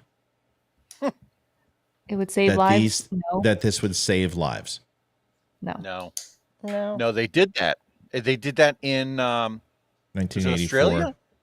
Oh, no. Well, Australia did it. Yeah, Australia did it. They didn't take it. There's still guns. There's still guns in Australia. After the ban, after they did the mandatory buyback of guns in Australia, armed robberies went up 69%. Assault with guns, even though they did the mandatory buyback, assault with guns went up 28%. Gun murders went up 19%, and home invasions went up 21%. Go look at stabbings. After the ban. Go look at stabbings. Every time some fucking Australian says anything, I'm going to go look at stabbings. Look how much fucking knife violence. Go look at the knife violence in the United States versus the knife violence of Australia. Why don't you ban fucking knives? It comes down to this. We can go ahead and decategorize our weapon systems down to the lowest common denominator. And we can go back to Cain and Abel and we can go get a rock.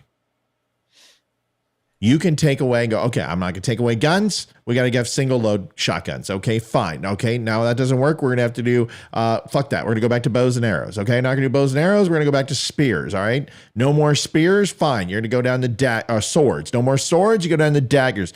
And eventually, you're still going to have people who are going to stab people. You still have people who kill people with hammers. You're still going to have people who run through vehicles and literally rip limbs off of people. That fucking video made me wanted to vomit.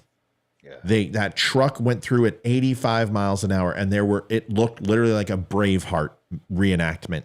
Oh, in France a couple of years ago? No, one that happened here just the other day. Oh, I didn't in even Texas. Hear about that. One took an SUV and went.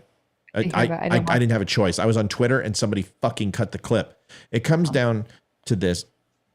Just because something is horrific and something is absolutely terrifying, it doesn't necessarily mean that you have to do anything you possibly can in an effort to do something, because usually that's the wrong choice. The Second Amendment is the most amended and law restricting freedom that we have by far.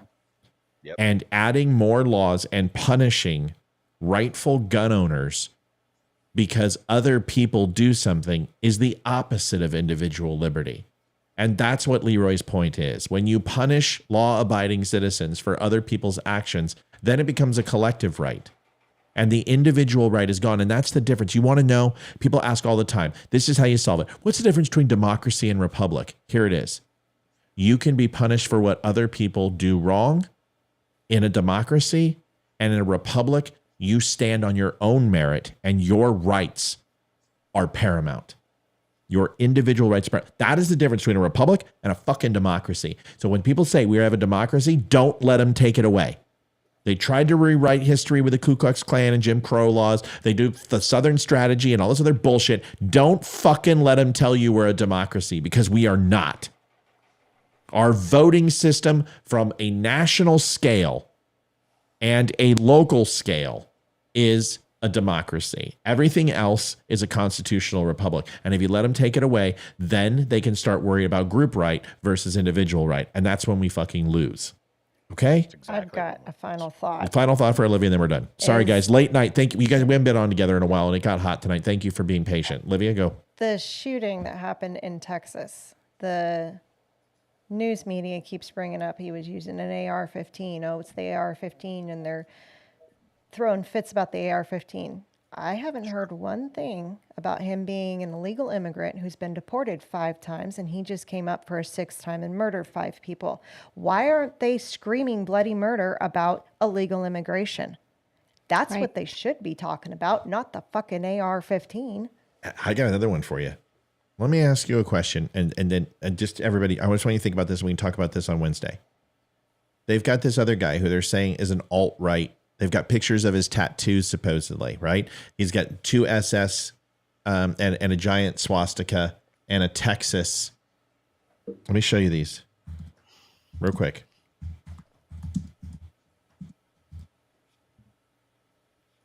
They're saying that this picture, without a face, of course, is the Texas shooters. Okay. Okay? Now, who has tattoos here? Olivia and I. Olivia, see the Texas tattoo? Yes. Oh, Amy does too. Amy, look. How old is that Texas tattoo? That looks roughly. I need to see it again. Not the Texas tattoo. Texas tattoo is not new. Yeah, it looks really old. I mean, it looks It looks faded. It's months. It's at least months or a year. Yeah. Okay. Yeah. I want you to look at that SS tattoo. How long is that that? one looks brand new. That's fucking brand new. That is. Well, the thing is it looks like he just came out of the tattoo parlor. That's but right. There's no red on him. No, but that's not necessarily what happens. It depends. Some people just swell and they don't get that red right away. They could have just been a retouch. We don't know what this is, but look at the swastika. They're both brand new. They're both brand new. So here's the thing. If you I'm going to hypothetical here. If you truly believe in the cause and you fucking hate conservatives and you hate guns, has anyone ever seen the movie Life of David Gale? Oh my gosh, such a good movie. So this is where Kevin Spacey essentially says, hold on. I'm just going to give you the basic premise. Yeah, don't tell him anything. Kevin Spacey basically has a premise and says, if I can be innocent and get put to death, they'll overturn capital punishment where I live. And I care so much about this, I'm going to go out and do something horrific. And then I'm going to get put to death, even though I'm innocent. And it's called The Life of David Gale. You should watch it. It's an amazing story. And I'm telling you right now that there are people out there who are psycho, who don't fucking care about human life. They want guns to stop. And what would be, and I'm not saying this is true. I'm not even waxing hypothetical. But what I'm saying is, do you believe that a Mexican person, Latin American, whatever, Olivia, who's supposed, like I said, Mexican, so who absolutely doesn't care about life, says, I'm going to go get swastikas, I'm going to go get an SS tattoo, and then I'm going to go and put some shit on the internet that makes me look like a racist, and I'm going to go out and kill a bunch of white people. When do people who are racist Nazis kill white people? Anyone want to fucking tell me that? This one doesn't make sense to me at all. If this is true, I am extremely fucking confused, because this, to me, is the only time I will ever say this. This looks like a false fucking flag if I've ever seen one. And I hear people say it all the time, and I'm like, you're a fucking idiot. No, it's a false flag. Columbine's a false flag. 9/11 is a false flag. You're fucking stupid. This screams, not false flag by the Democrats, that this motherfucker is a giant false flag. So I want to see his account history. I want to know how long he's been doing this. And I want to know, because wouldn't this just be the perfect thing to say, look, there's a neo-Nazi element. It's ran by Trump, and even Mexicans are killing other people. Does anyone sit here and go, wait a second, what the fuck is going on here? I do.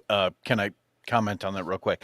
I would say that it's probably not a false flag operation, but what I would say is that I remember a show that you did, and this is probably 9-10 months ago, where you actually had kind of shown us that Nazism and fascism were not right-wing, right-leaning philosophies. They're actually left-wing leaning philosophies. Matt did a show on And that, yeah. so when I see those tattoos, and when I hear the stories of people who with swastikas and you know the morons who do this kind of thing, the first thing that comes to my mind is that is somebody who is brainwashed in terms of thinking they're one thing when in fact they are something else. Here, I'm going to say one other thing. Can I explain to you guys? Do you see this Punisher patch? Yeah. And then there's a Texas Punisher, and then there's this right wing death squad. I don't, folks. No.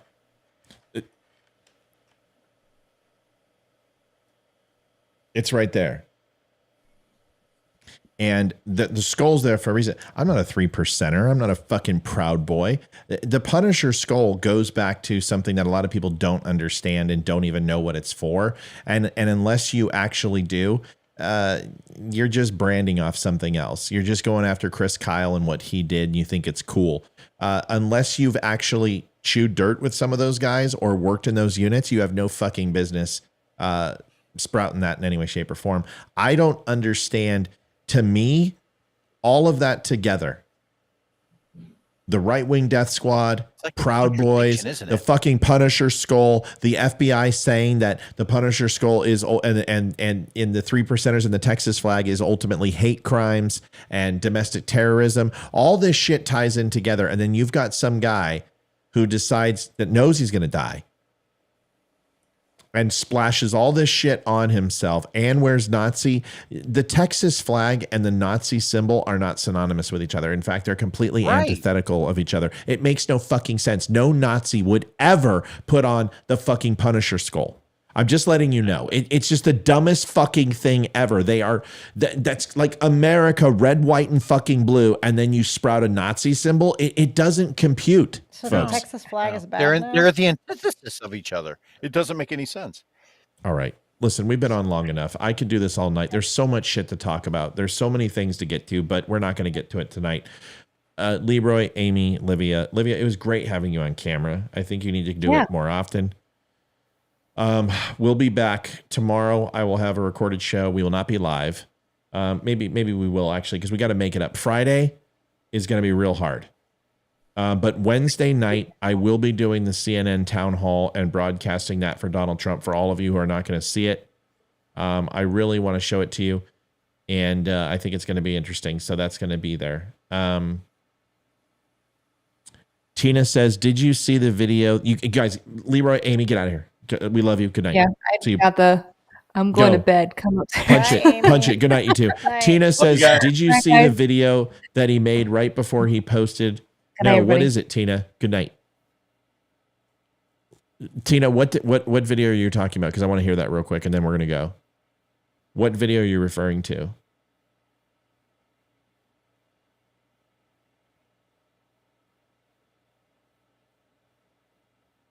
Oh, did Leroy go too? Yeah, they both had to go. I kicked them both out. They're both exhausted. Leroy looked like he was going to fall asleep. And we're just pumped. I'm just waiting for this comment real quick. Because I don't know enough about this. I haven't dived into it, but honestly, it's really bothering me. He was at a mask with a voice synthesizer. Yeah, there's something weird. Every mass shooting needs to be handled on case by case basis. I am not saying that this is a false flag or somebody's just putting this up or it's like like saying what Alex Jones is saying. I am not saying that at all. That is stupid. What I'm saying is that if there's on a long enough timeline that some of these shootings, or even a couple of them, how can we not assume that they are planned for political points by the people doing it? That, like the Bernie Sanders shooting, you know, the guy who shot Steve Scalise, that was politically ran. There's been other shootings that are politically ran. How do we know? And that's what I want to see. I want to see the investigation. And second, how come the fucking manifesto from the trans shooter isn't out? Where's this thing? Why can't we hear it? I thought we were going to hear this thing. These are the questions, folks. The why. I'm going to make a shirt. It's going to be Ask the Why. Ramon's got it right. We have got to start asking the why. That's the most important thing. Folks, thanks for watching the Donut and Friendly Show. Colleen, water under the bridge. Don't take it personal. Don't you apologize to me again. Don't you send me a message. Don't you write me an email. I don't want to hear any of it. It's already over. It is done. What time's the town hall? Town hall is, I think, 8 o'clock. Okay. But I will have an update tomorrow at what time it is. Everyone, God bless. Thanks for watching. Please stop by the Donut and Friendly store. We got some cool new shirts out there if you haven't seen them. Some funny ones that you will like. We've got the new MAGA hat, which is not the MAGA hat, but it's, what is it called, Olivia? It's the Make Females, here it is, Make Women Female Again. That hat's available. Go pick it up. Go see it. Thanks for everybody. Appreciate you letting me vent tonight. Good night. We're going to bed or we're watching a movie or doing something. See you tomorrow. I'm David Boreanaz with the Cast of SEAL team, and we have an important message for returning vets. We want you to know if you're struggling to cope, there's help and it's just a phone call away. The Veterans Crisis Line is staffed with experienced professionals who know your struggles. There's no greater sacrifice in service to our country. We're able to enjoy our freedoms because of it. Your service is important. You are important. For vets and their families, the Veterans Crisis Line is here to help 24 hours a day. Please call